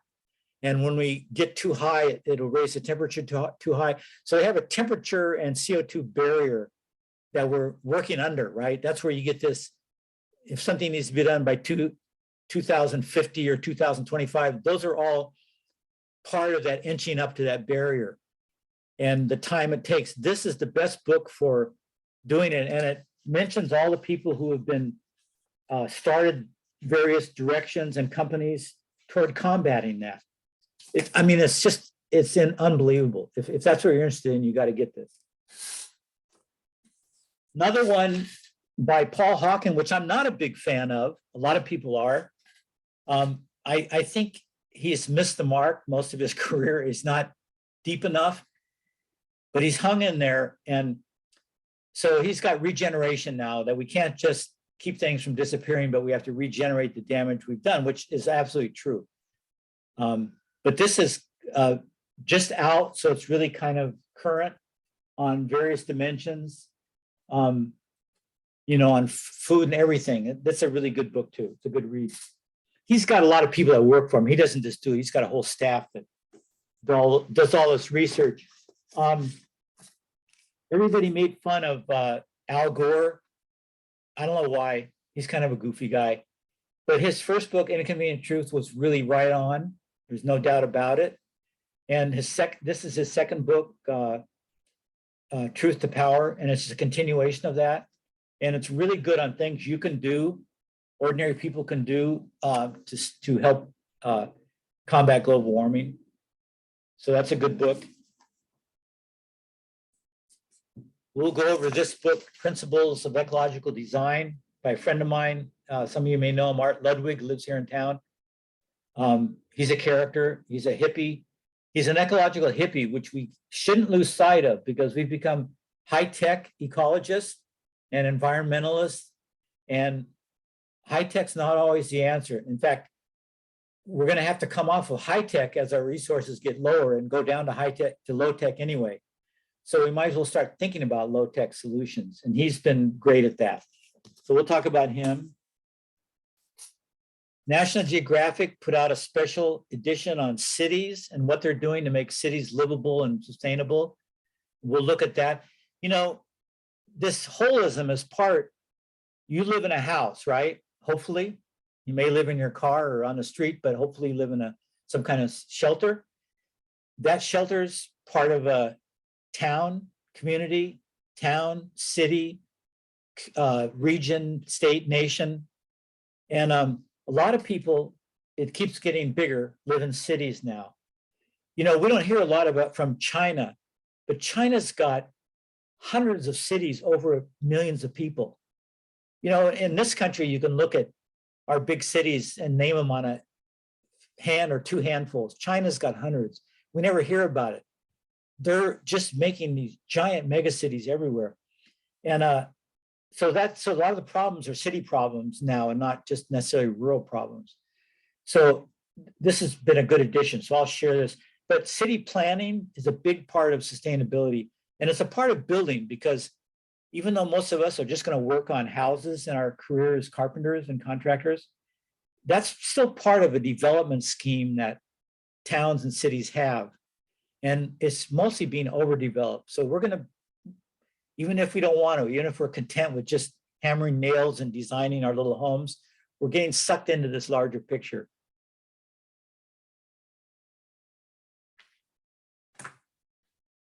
And the last one, and I have tons of these, it's called Building Green, and it's just a lot of alternative building ideas. It's a really cool book. It's pretty thick. It's mostly pictures. So when we get to the alternative building and before that, we'll be at school and I'll have all these books on a table for you and all of these. So you can come and look through them while you're there. Maybe I'll even let you borrow them if I can trust you. I mean, Lewis, I'd never let him borrow anything, but you know. Do Or you Alec, I have don't that? know. Do you have Can't that trust Art that guy. Ludwig book? What? Do you have a hard copy of that Art Ludwig book, or is it a digital PDF? This is just a little brochure. Okay. And I could copy it for you. Yeah, you'd actually be interested in this because he's landscape's a big part of his environmental thinking. And he's the guy who went up with the person at the city of Santa Barbara that worked for water. I forget her name now. The two of them went up and lobbied Sacramento Congress to get our state, to get the building code acceptance of laundry green water. They went up and said, we don't want to get the whole house green water, but laundry green water is so benign and so simple to do that we don't want to have to go through a permitting process and scare everybody away. So they went up there and they made the case that it should be non-supervised. It's outside of the building code, and they won. And so now every county in California allows you to do this, just the laundry to your garden. And they don't touch you legally with the building department. So he's a great guy. He lives up in Trout Club, and I used to go up to a house up there that was built green, really good. And we used to take a look at his house, but maybe I'll try to see if we can get up there. He's a local engineering type, but he's kind of a hippie too. So it's great because we need that influence. That's really important to have that low tech and kind of lifestyle view that we're getting too far away from. So even though he drives me nuts and we disagree on some things, I really value his input to this picture. And What I'll do you show you, he's got other disagree on? things. He's got other things on the internet. He's got books that are bestsellers on dealing with water. He goes down to Mexico and helps villages, save water and clean their water. He's quite a guy. What So I have do you tons- disagree with him on? Just curious. Just minor details. Okay. Yeah, but he's like I write about bioregionalism, where people make the scope of their government and their education, everything very local, and they create a bioregion rather than a city, county, state. I'm pushing that as an agenda for the future of governance in this world, but starting with California. And he kind of is a bioregionalist because he loves the little ponds that the rivers make by his house. He lives up right on the foothills. And, he really lives in that area and he wants to make his life natural and good. And so that's just what bioregionalists do. So he's kind of a embodiment of that. And yeah. So, but I've got his, which I've given to I don't know what class. Some of you guys tell me, Alec, you may know. The gray water video, which class did I show that? Was that the building performance? You're not, you need to unmute. Yeah, it must have been great building performance. Yeah, but I can show it in this one too, or show parts of it. He made a video that's either free or cheap on how to actually do a laundry to garden gray water system. And it's really great. And so I can at least show you that if you're They have interested. But copies of it at the library too, if anybody's interested. It- You can get copies of it at the library. okay, at the public library? Yes, Okay, great. Who was that? it's Juliet. Oh, Juliet. Okay, thanks.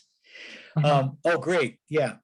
So that's the kind of thing I want you guys to participate in. If you know something like Juliet just said, and I know you've been doing it, I'm not saying you have, the rest of you haven't, but if you know something, a piece of information like that, that's really good to contribute because, no one of us will know all of this stuff. So it's good. And everyone will have a different, some of you, probably Juliet, from what she just said, is probably interested in sustainability in a larger picture coming into this class, so that's good to share. That stuff's really good to share.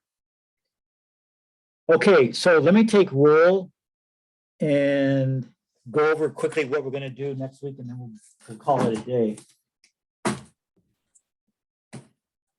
So, even though I know a lot of you, I'm just going to call the roll rotely because it's too much work to, Okay, Miguel Barbosa. Jesus Barreto. Here. Okay, great, Jesus. Alec, Here. Alec, how do you say your last name? Boulogne? Yeah. Yep. Okay. Lewis, Present. Tyler Gates, Here. Alex Gutierrez, I am here. Era Harris. Here.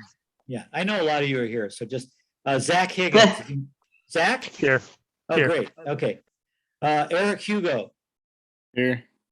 I'm here. Evan Kasoy. Here. Is that how you say it? Kasoy or Kasoy? Yeah, Kasoy. Kasoy, okay. What nationality is that, Aaron? Evan? I have no idea. Young people don't know those things anymore. It's really interesting because Yeah. I've taught these classes for 20 years. And my generation, some people are very fascinated with last names and where people come from, but young people don't seem to care. It must Juliet. be American. Well, I mean, I know most of these names are American It's an American last name now.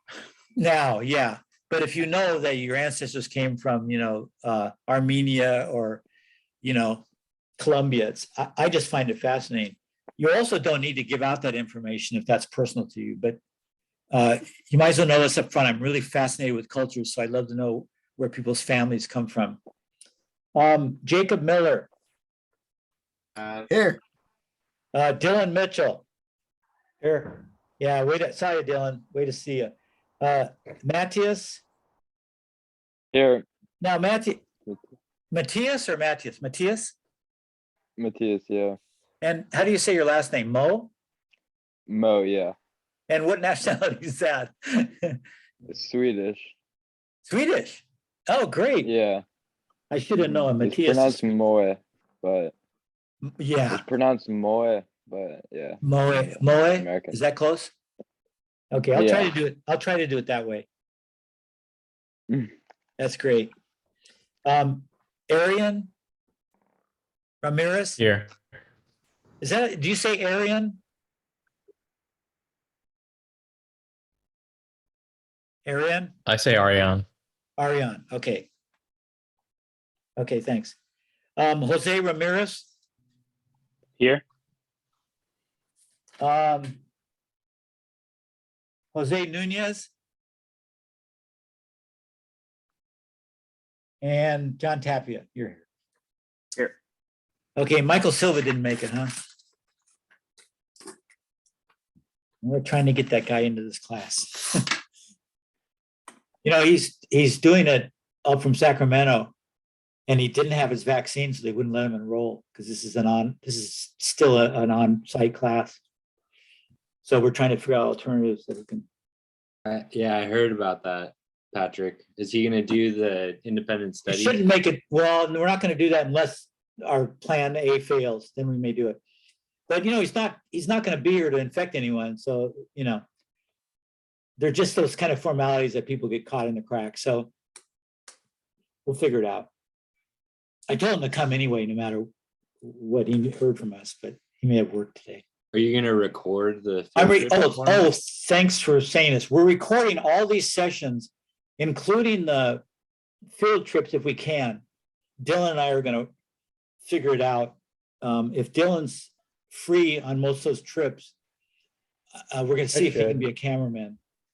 But that's gonna be worked out, but the ones that are at school will definitely record. Hi, Oslo, come here. Come here. I'm on mute.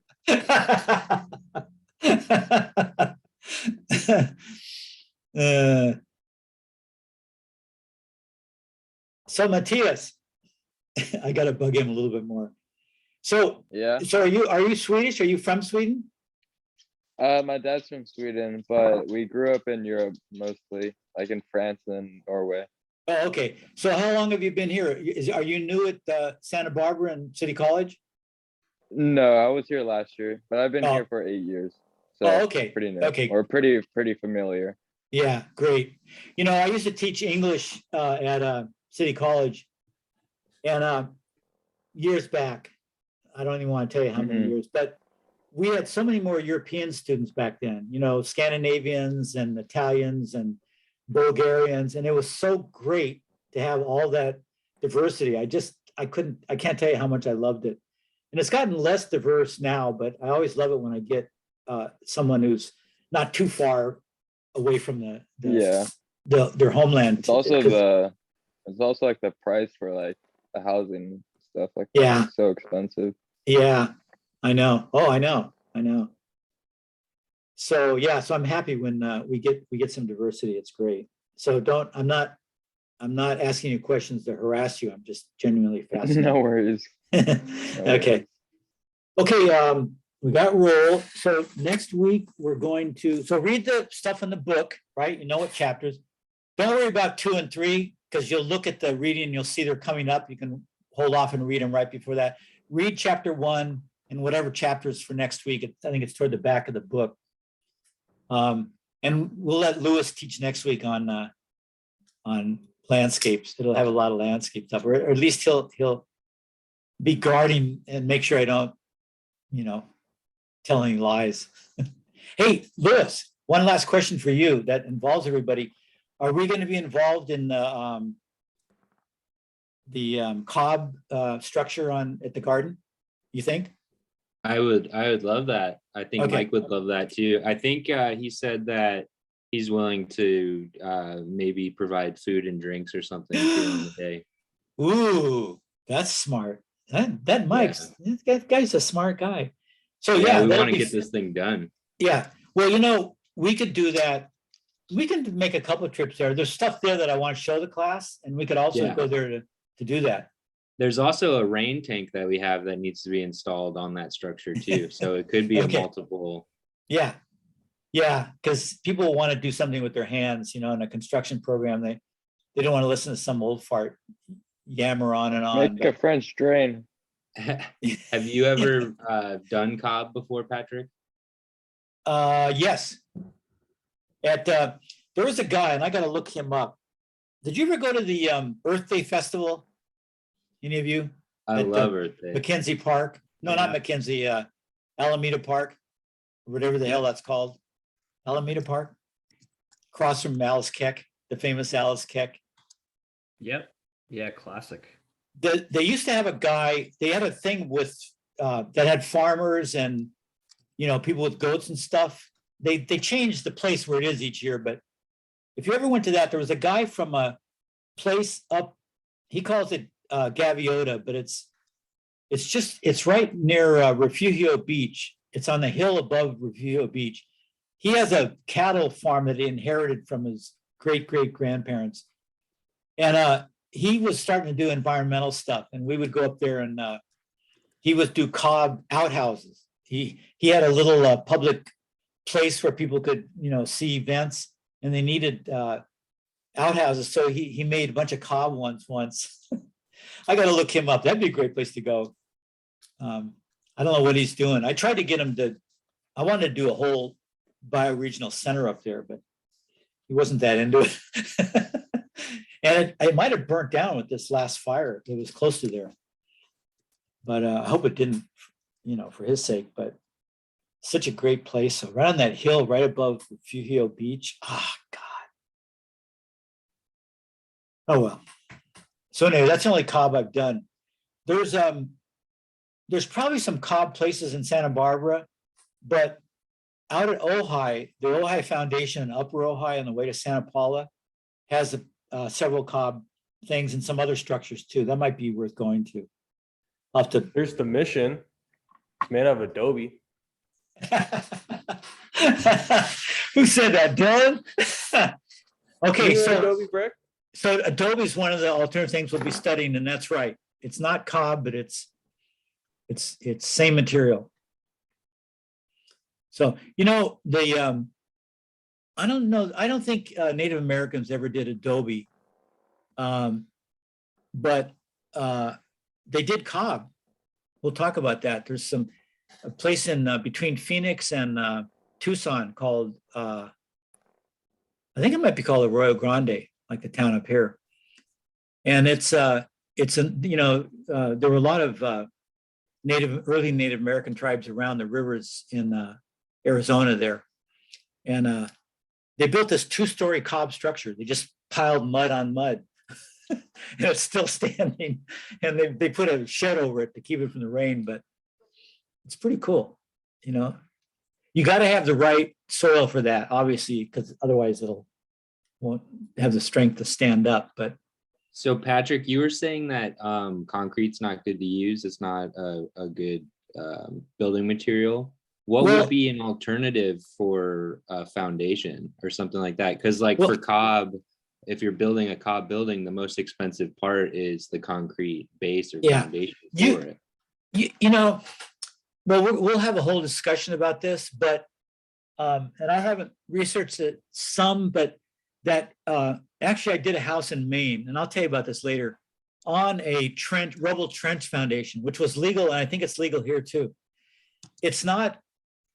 It looks more old-fashioned and hippie-ish and whatever, so most people shy away from, especially in Santa Barbara. You can imagine this is a pretty high-end place, but it's legal because it works, and it also isn't solid and fortress-like. It's movable. There's actually no foundation. It's just a water drainage. And actually, you're building your house, your structure right on a water drainage. You're not even using a foundation. The walls are the foundation. So places in the world still use that, all over the world. And I was telling you about the little building in the hidden. What's the place in Beijing where they had the government for hundreds of years? What's that called?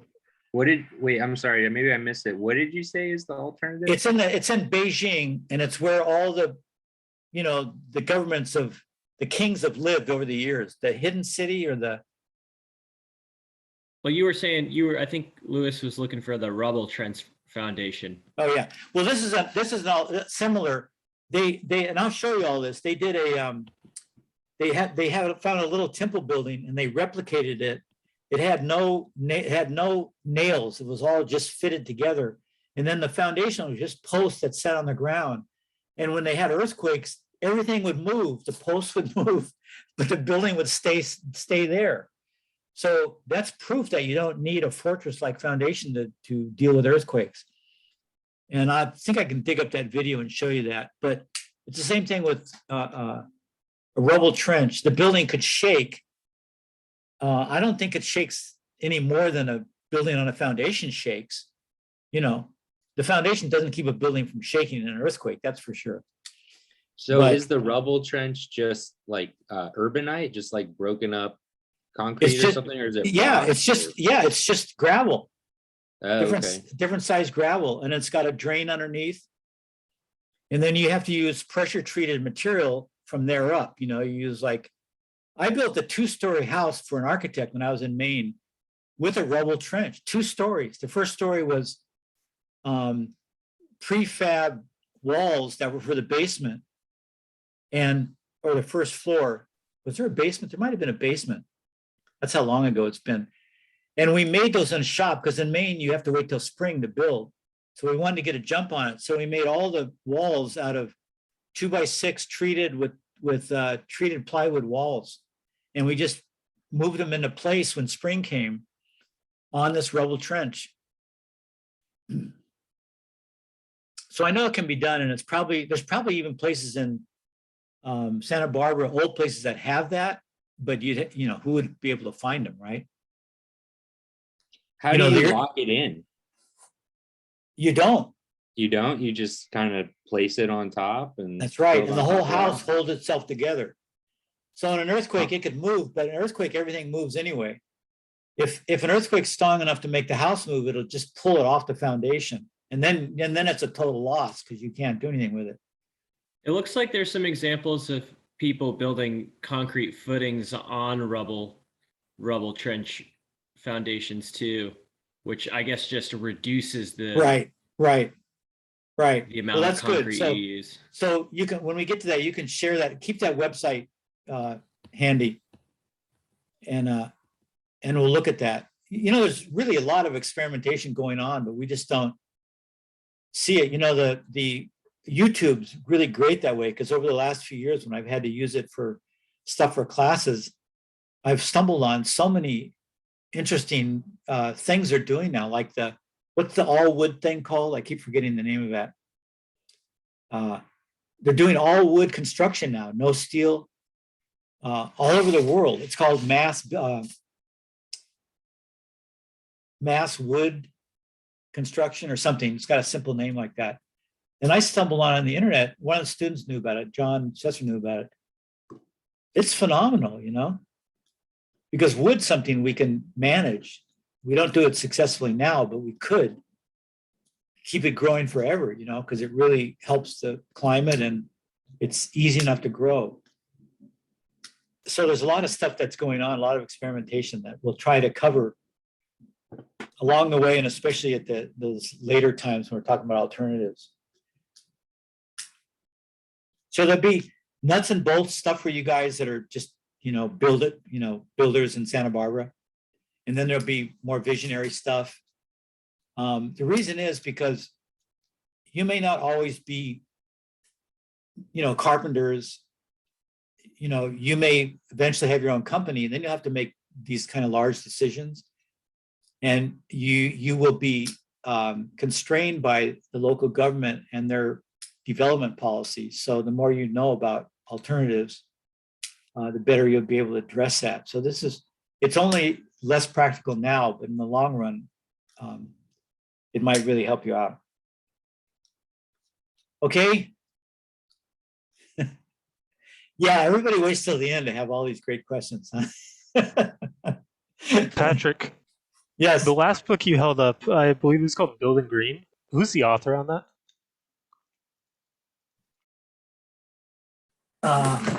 Yeah, it's probably expensive. You might want to wait till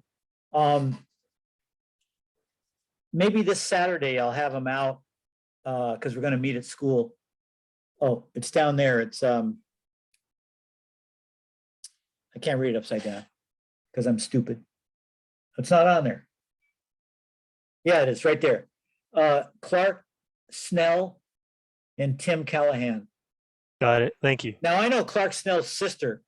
She's a teacher up in the community college up north, and we did some workshops together. And then she said, "Hey, when she found out I was teaching green building, she says, my brother wrote a book on that." I said, "Who's your brother?" She said, "Oh, his name's Clark." So it's really fun. Everybody gets, even if you're a strict builder and you're locked into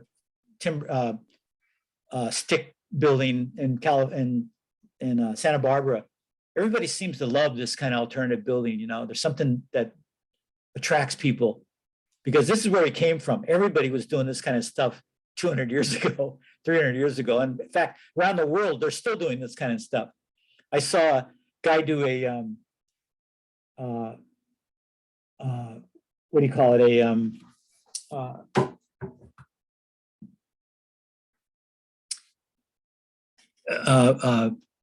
No, I forget the name of the house. He was doing in no, not Latvia. It was one of the Balkan countries.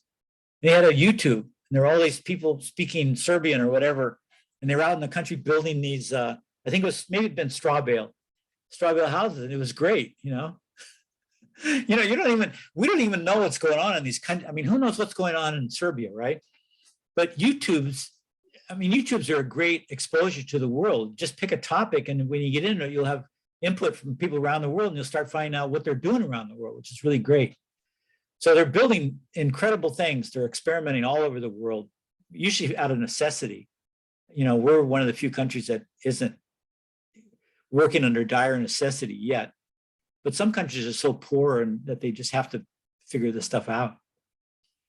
So it's all part of our future because we don't know how long we'll have our money, our resources, what climate change is going to do to us. So this class is kind of to open you up a little bit, you know, get you ready to think in a bigger picture because things are going to change. Okay. So that's great. Those kind of discussions are great. So weigh in when you have anything to offer. You know, it's funny. One thing I've discovered on the internet is guys like Alec, but Lewis is the same way, and some of the others. You're so plugged into the internet that you can look up stuff while you're talking to me at the same time and contribute it. Whereas I can't do that. Well, I'm teaching, so I've got a little more load, but I wouldn't think to do that. I have to do it and then come back to this. So I'm really learning from you guys. That's really great because you can enter the conversation immediately. So I got to hand it to you.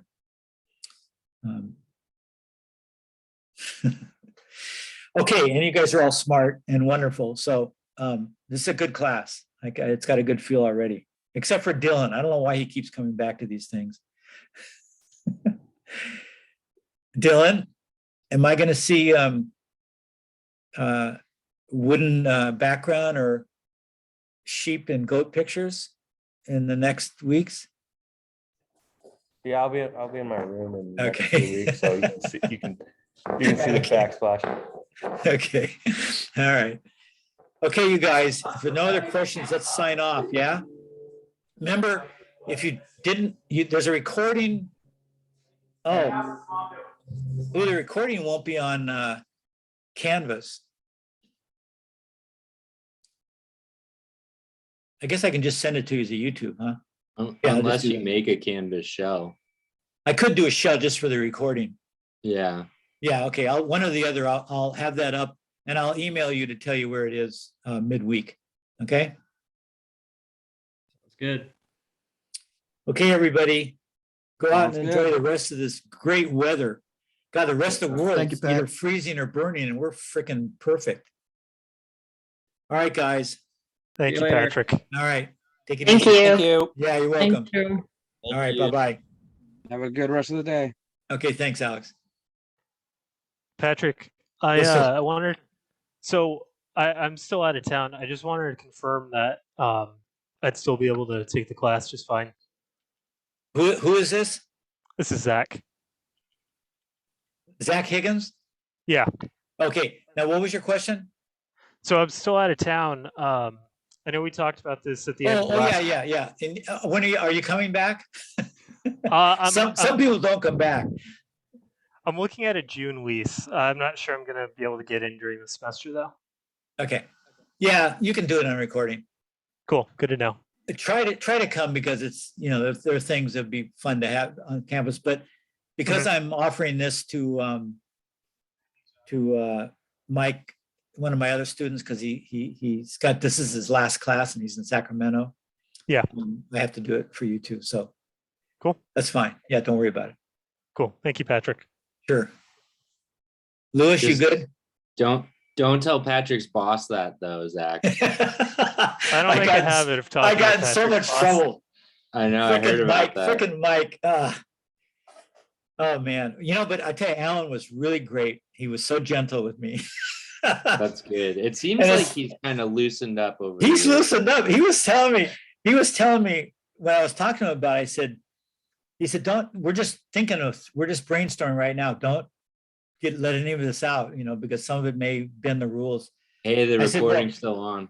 I said, that's okay. I said, I said, Alan, you're talking to such a rule observer, you know, and he laughed. I did nothing but break rules the whole time I was chair. So, yeah, no, he and Mike have been really helpful, and we came up with all kinds of great, legitimate things to do. So, so I'm happy.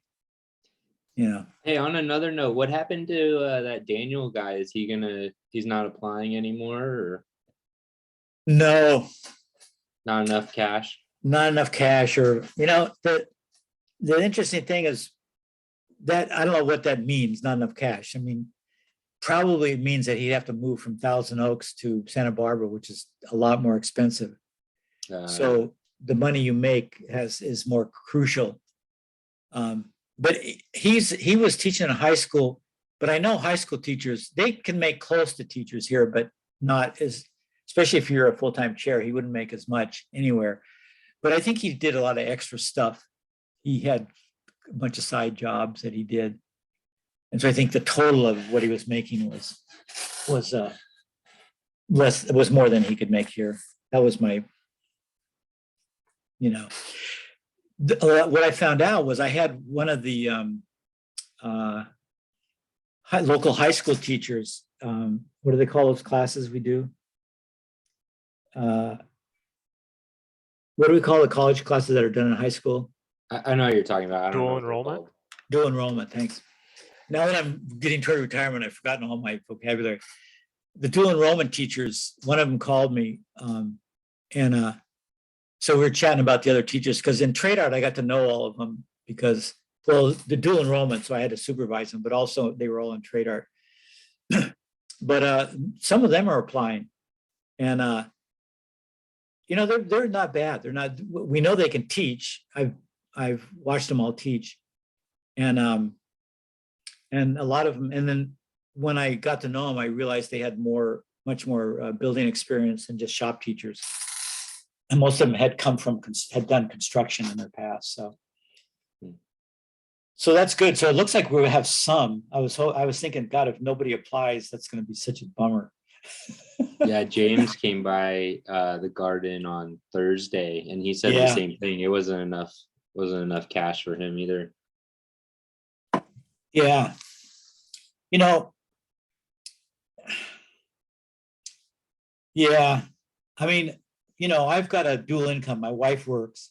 She doesn't make all that much, but it's still another income. And we bought this house, and it wasn't cheap. It wasn't anywhere what it is now. It's a duplex. And we just got in at a good time, but you know, we've just barely made it work, you know. And but I came into teaching college level late. I mean, I taught it earlier, but just as an adjunct, and I came in full time late, you know, 15 years ago. So I didn't have so much pension saved up, but it was still there. And then I've paid Social Security all my life. So, you know, you add all that up and you can kind of eke it out. But I understand how hard it is for people, for sure.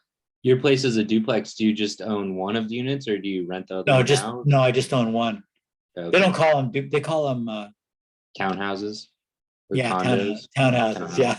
And it's not really a condo development, but they've taken the name from a condo. It's a planned development, I think they call it. It's different than a condo because we have private yards where condos just have community space around them. And we have private yards and community space. So, and it's regulated differently and it's set up differently. So those are the two main alternatives to single family dwellings. You know, it's got its good and bad. The good thing is it manages the way the place looks. So you can't just do something outrageous and have a crappy looking house among a bunch of good looking houses. Like putting a, oh, You know, Never mind. there has to be, there's a paint palette, it's pretty broad, but it has to be within, you can't paint a bright yellow day glow house in the middle of this place. And, you know, you can't upset the gardening too much. So that's, I've learned to appreciate that over the years. So. Yeah, condos, we looked at condos when we had to leave an apartment that was made into a condo. It was upper state. What's that guy, that builder that did Willow Heights? What's that guy? He died a couple years ago. He built a lot of I don't stuff. know. Yeah. But he converted this apartment building into condos. And so we got a good deal on that, but it was too noisy and the neighbors we had a neighbor that was violently crazy. So we decided to move before one of us got beat up or killed. And we looked at a bunch of condos, but I was teaching construction, and I have a lot of hobbies like painting that take a lot of, I just have stuff. And they have very little storage, and they don't have yards where you can, set up a table saw or something. So that was, if you don't need that kind of space, because you do, say you do computer work or something, then you don't have that problem, and they're really great for that because they're usually less expensive and they're taken care of. But these kind of plan developments are kind of in between, so you can take advantage of that private yard, So you have your own garden, vegetable garden, that kind of Nice. stuff. Yeah. So we just have to read chapter 1 for next class. Is that correct? Yeah, Because the schedule says chapter 1, 2, and 3, but then it also says chapter 3 later on and chapter 2 later on. yeah, but it says something for next week too. 1, 2, Right. 3 was this week. Yeah. Okay. So if you didn't read anything, then read 1 for next week and What, 8 8 and 16? 8 and 16. Yeah, Okay. they're pretty short. Those are the landscaping and water chapters. You probably know all that stuff anyway. And there's a little bit of overlap with that in building performance on some of the units, some more than others. I really like this textbook, Patrick. I'm about a third of the way through it. It's really inviting. Is this Zach? Yeah. Oh, okay. Yeah. Oh, good. Good. That's good feedback. Every year when I teach this class, I go out and look for, I get on Amazon, I look for, improvements. This one never does a newer edition, so it's the same damn book.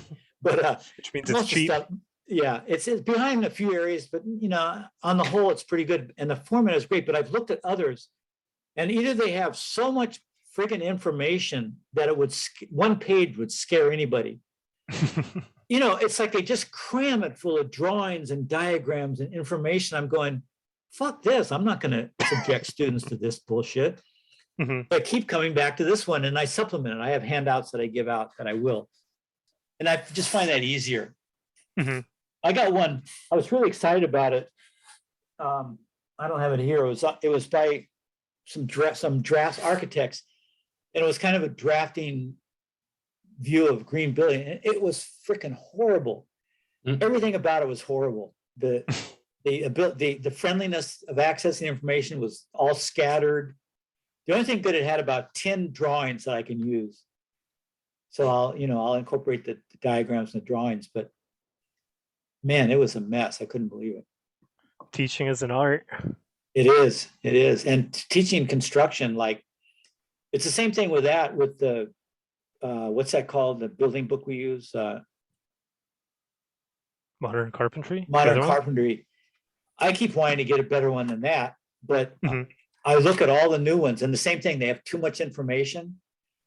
And I say, no, as long as builders are using it, they can supplement it all the time. And Mhm. I keep up with stuff, and Jim and Rodney are still out in the field, so they know new stuff. And we just supplement it. It's still, the Modern Carpentry is still one of the better formats, one of the friendlier formats for getting information. So I still stand by it. They have a brand new edition, which I haven't showed the guys. I got it sent to my box. And it's hardly any different at all. These publishing companies are such scoundrels. They want you to buy new editions and for more money, and they hardly have anything more than the past edition. Mhm. Yeah, Rodney's trying to get us on the 13th edition for that Modern Carpentry book. Yeah, for the Finnish class only. Not very excited. Yeah, I about think it. that's the one I have. It's not any better than the 12th or the 11th. Lewis, he did say it was cool to stick with 12. Like he Oh yeah, had I'm such a- not getting the new book. I already have Yeah, 12. I think 12's fine. What I do is I look through when I was doing 11 and 12, I'd look through 12, and if there's anything that 11 didn't have, I would supplement that on the lesson, for the people. Mhm. And I'd do it that way. I mean, we've all read through those stupid books 1,000,000 times. But, since I don't teach the general stuff like the first two classes, which a lot of the book has to do with, I only used the roof framing and, well, I use the framing, but I guess I do use a lot of it still, but Jim's classes pretty much go chapter by chapter in that book. Mhm. It'll be interesting because both of their classes this semester are using that book. So there's going to be a lot of probably overlap. They're using 12 and 13. Yeah, both James's class uses Oh, modern yeah. carpentry and Rodney's class is using Oh, modern right. carpentry. Yeah. Yeah. People are going to be pretty good at carpentry by the year's end. Hopefully. Well, there's just so much,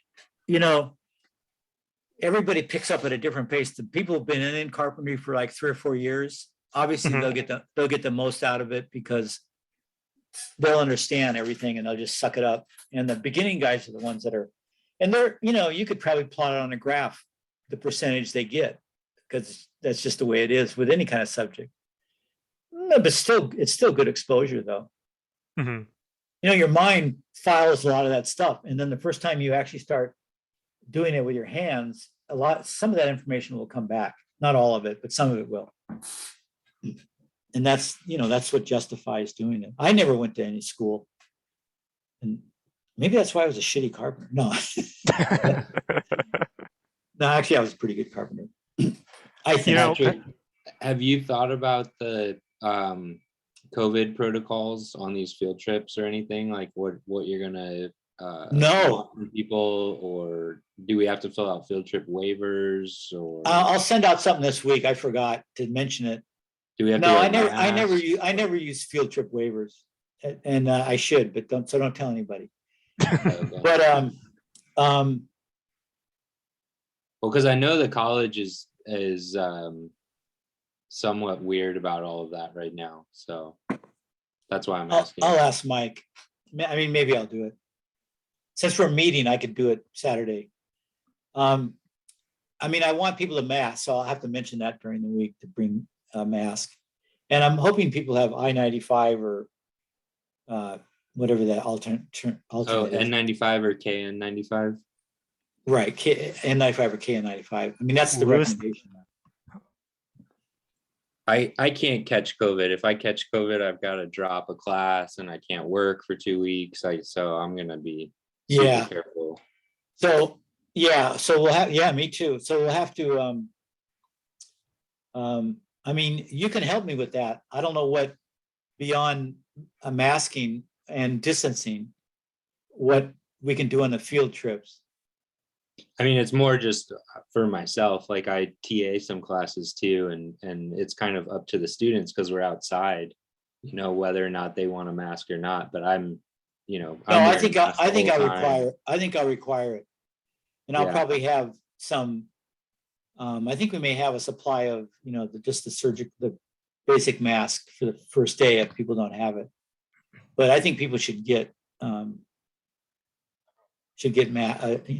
of those better masks if they can. Yeah, I'll require the masking. So, and I'll have some there. So they've got to do it or drop the class. I think that's school protocol, isn't it? If you come to Only if you're indoors. well, And then yeah, it depends on enforcement. right. Well, indoors, I could hold the classes outside too. The weather's so darn good. We could Yeah, it has just been good lately. we could just set up benches and do it. And if of course we're doing anything, I mean, I usually if we do something there like the insulation, or I'll start in the class for a few minutes, but I could even go outside for that. Like say we look at the tiny house, we can go look at the outside as a group, and then we can let people into it 2 at a time. We'll figure out ways to do that. We're not building anything like the roof framing, so we don't have to all be around the structure for 2 hours. So that's good. The only other thing I wanted to kind of bring up is I'm in James's classes before this too on Saturdays. Yeah, So I know his class ends at 1 and yours starts at 1:15. So for certain field trips or whatnot, there might be a little late or something like that, depending Yeah. on when his class ends. yeah, that's okay. No problem. Okay. And depending on what we're doing in his Yeah, class. and you may not be alone. Probably there's a handful of people that are taking those classes and if we're gonna be at a place for a certain length of time, or we're gonna be at the Wake Center that afternoon, I don't even mind you guys going to get lunch real quick in between, and come back. Because, you need a kind of a rest period to do those kind of things, so. I'm surprised his class goes from 8 till 1 on Saturdays. That seems really long. And then his lectures too, they're scheduled really long too.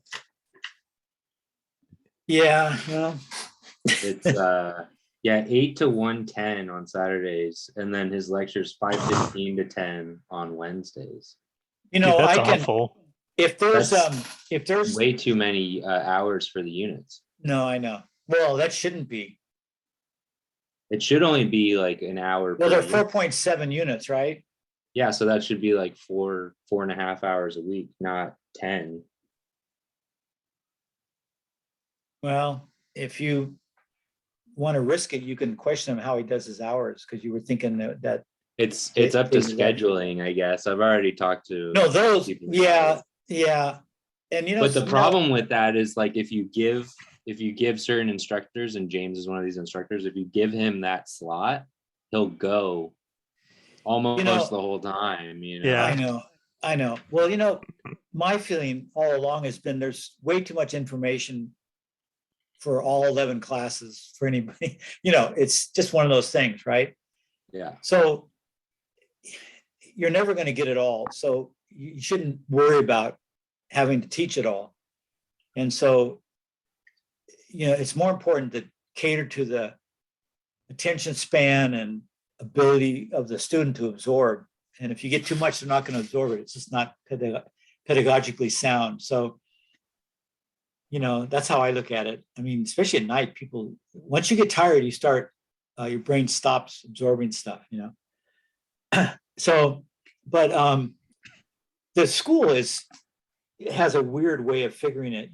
They used to be 18-week classes, and then they dropped them to 16-week classes, but they didn't want to drop the 18-week for administrative reasons that I can't fathom. So now they're really 16 to 18-week classes, even though they only officially meet 16 weeks. So they figured the hours as a span from the hours that a 16-week class would take to the hours of the 18-week class. And they usually do the 18-week hours. When they figure the class time, the total class time, they'll use a larger number, which I think is crap. I think that's not justifiable. And when I first taught, I tried to argue it, but that kind of thing, you don't get very far. But it made calculating everything immensely impossible. Nobody knew what any units translated as. I mean, it was a nightmare. There was one woman in the main office that knew how to do it, a middle-aged Korean lady, and everyone would go to her. No one knew how to do it themselves. And since she left, she retired, several people have taken over, and now it's more distributed. But it was so funny. I thought, God, if this woman gets in a car accident and dies, we're all just screwed, So there's a lot of stuff that's not kosher in my mind. But, that's true of every business in the world. Everybody thinks, they're masters of efficiency. That's what they proclaim they are, but that's just hogwash.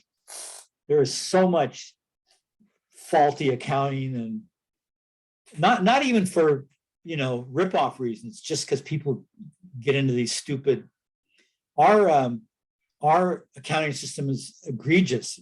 The stuff faculty gets, we get one pay sheet. They don't distinguish anything on it, so you don't know what any of the categories are. They just have numbers, dollars attached to them. And you don't know if that's a reimbursement or a special workshop you did and got paid for, or, the fact that you're teaching live during the pandemic. I mean, you know, what you end up doing is calling the guy in accounting and going, can you explain this to me, you know? Because you need to know that with those numbers, whether you can use them for tax purposes or whatever, you know, it's like, so. Patrick, Yeah, can I ask a few green building questions? yeah, sure. Um, I had some of these in my mind. I don't want to lose them. So I've been looking at passive houses a lot. Is Yeah. that possible to do in colder climates, just as feasibly? Yeah, it came out of Germany. Mhm. Have you ever been to Germany in the winter? I've not been out of the country at all. Okay, Germany in the winter is miserable. In fact, Germany's miserable most of the time. It is one of the most cloudy countries. You know, they're the most stellar solar country, and its cloudiness is unbelievable. You'd think it'd be a sunny place that would have solar. Mhm. It's cloudy and it's cold in the winter. So Mhm. yeah, Passive House actually started there. So yeah, definitely So yes. if you were in the winter and you have a week of overcast days, um, is your thermal mass going to accumulate anywhere near enough heat, or is it just going to be miserable in there in the rooms with, say, concrete floors or brick walls? No, you mean like in a Passive House? Yeah. No, they're made to withstand that. Mhm. They all have auxiliary heat for emergencies. Sometimes it's just a simple wood stove that they hardly use. You know, like in Europe, they'll use a wood stove and in the passive solar houses here, they usually often have just a backup for emergencies. Mhm. So That makes sense. yeah, but they're so well insulated that body heat, the inhabitants' body heat does a lot of the heating. Mhm. And there's certain ratios of south-facing windows that you Yeah. like. There are maximums, right? Like you shouldn't go over this, or else you're losing more than you're actually getting Well, from it. it has to do with the thermal mass that is coupled to it. If you don't have enough thermal mass, that heats up the air and then it becomes hot, you know, and becomes oppressive, the ambient air. So you want all the heat to go into the mass, so you don't feel it directly. It's stifling heat. So if you don't have enough mass, that will happen. So you want to get, so the more mass you get, the more window space you can have. We have a unit of that, and I've got a book I'll show you, and we'll be at school so you can at some point so you can look through it. It's a really great book. It explains everything really well. It's quite complex actually in some ways, but they've sort of tried to get the formulas simplified. So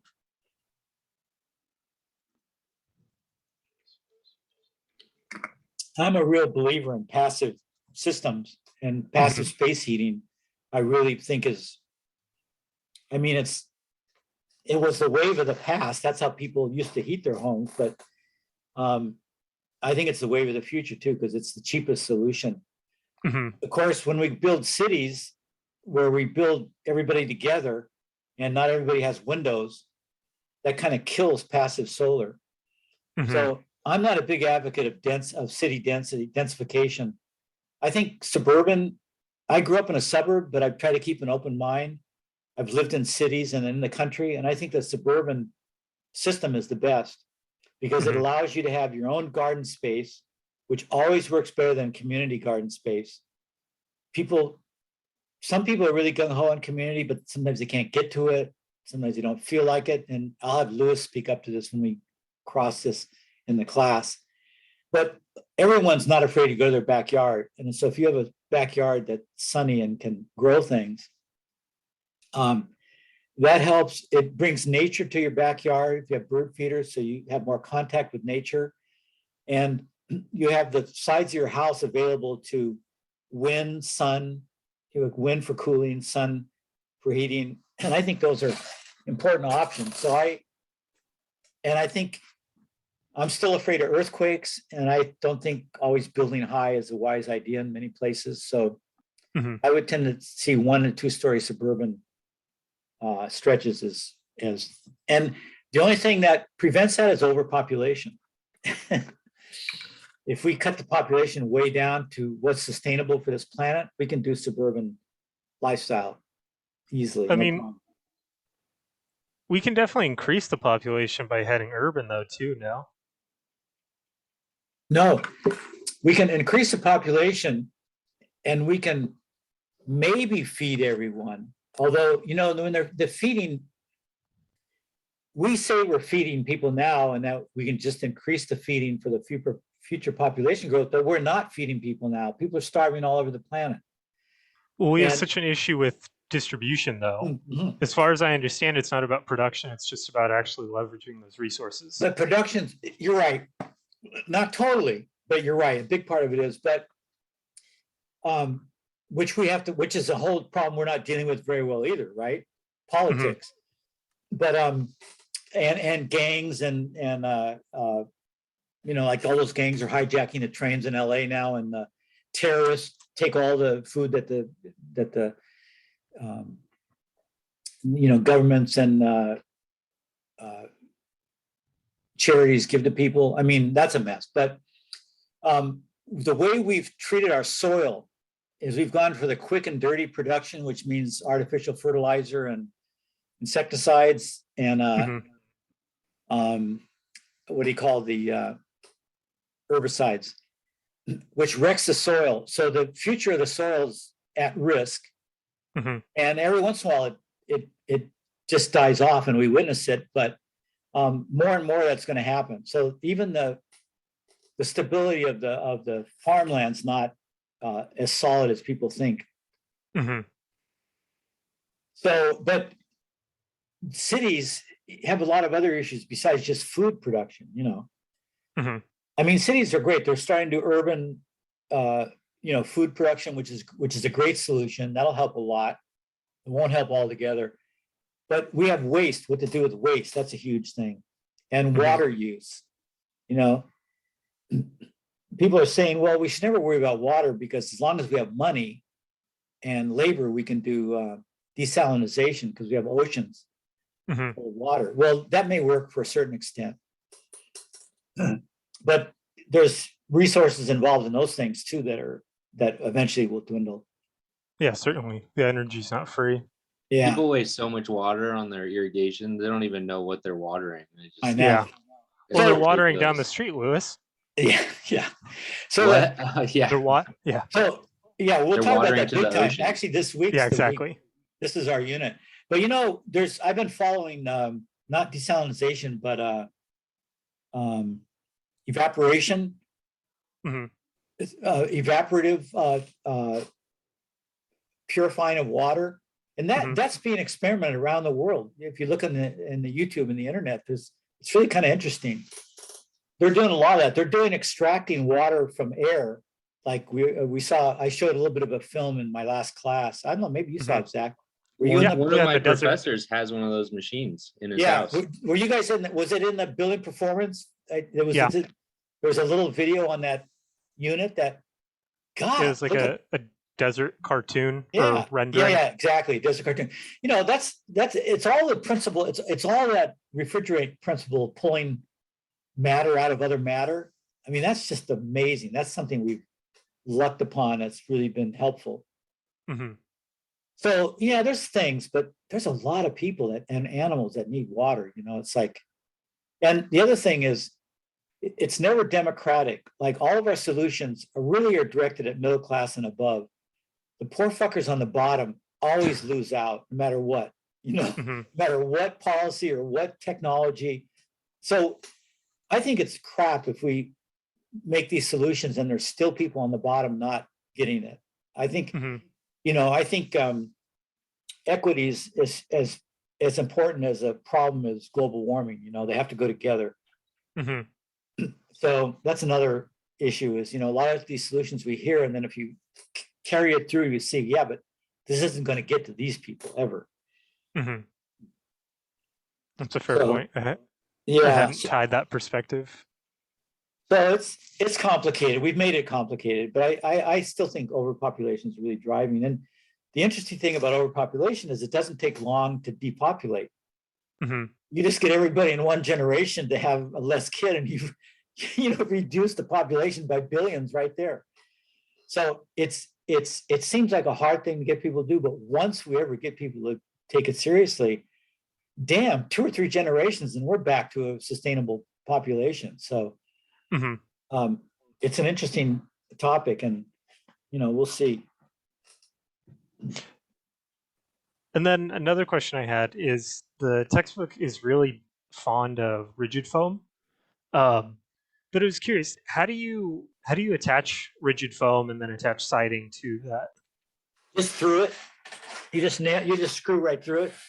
It's strong enough to hold it? Yeah. Some people put the insulation against the studs and then put the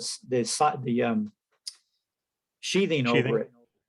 Oh, okay. Yeah. Interesting. And some sheathing comes with foam glued to it. The what are they called? SIPs. Yeah. I forget the name. Yeah, structural insulation panels. Yeah.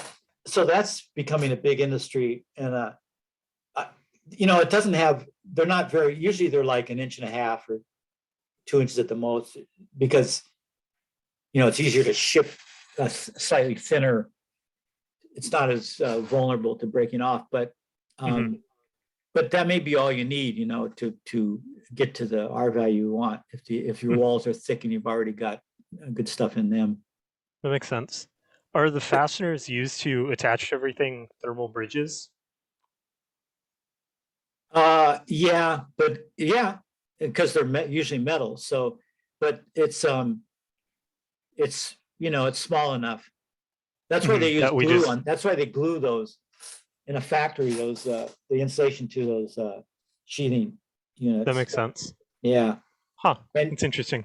yeah, and SIP panels, which we'll talk about all these things later. But the SIP panels that have drywall or maybe sheathing on both sides, they do it different ways. Those go in with big spikes too, but they're not. It's into like a timber frame, so it's just every 4 or 8 feet. Mhm. So yeah, so they minimize those particular passages. Cool. Something That's to think exciting. about them. Yeah. Yeah, thank you. I appreciate that. Sure. I know I'm getting ahead. Well, it's okay. No, it's okay. I don't mind at all. I like talking to interested people because that's how it works, Hmm. I've always got 1 or 2 or 3 that are interested beyond the minimum, I mean, I don't blame people for just being minimally interested. They've got lives to live and they're trying to get through this, but it's great when you can have discussions with people, because I learn stuff, all the time. I've learned stuff from YouTube just in this last half hour, so it's good. Hey Patrick, the if I you- have to miss like one Monday or a Saturday class, is it okay to just let you know and watch the recordings? Yeah. Cool. Well, thank you, Patrick. See you guys later. Have a No good problem. Saturday. Yeah, anytime. I'm willing to stay, and I always come on at least a half hour early. So those are times we can chat. So if you feel like it, that's part of my role as teacher, and our classes are often short anyway.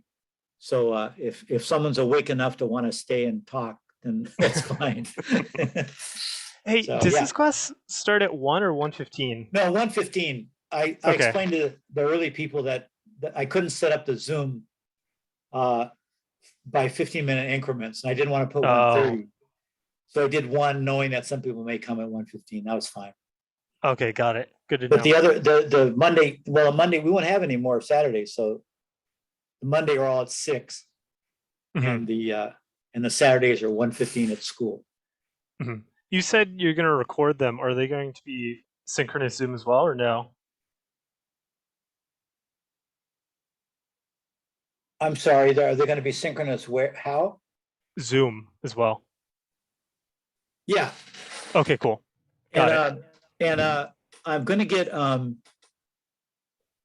I think Lewis can correct me. I think Dylan volunteered to be the cameraman, or I volunteered him and he didn't object.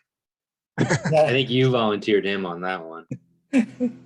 No, he's a good guy though. He actually did it. Remember before with John? He was John's sidekick, so he So he's learned all about it. You're Yeah, not we- going to be able probably to do the field trip recordings. Well, like, we can take a camera with us, even if it's just a cell phone, and take some of it. Right? oh, on Zoom from your cell phone. Well, the field trip may not be able to be synchronous, but the class, obviously the any kind of classroom situation will. Right. And is it going to be the same link? Or Well, if we haven't figured out how to do the field trips, oh yeah, But yeah. but the classroom ones, I haven't figured that out either.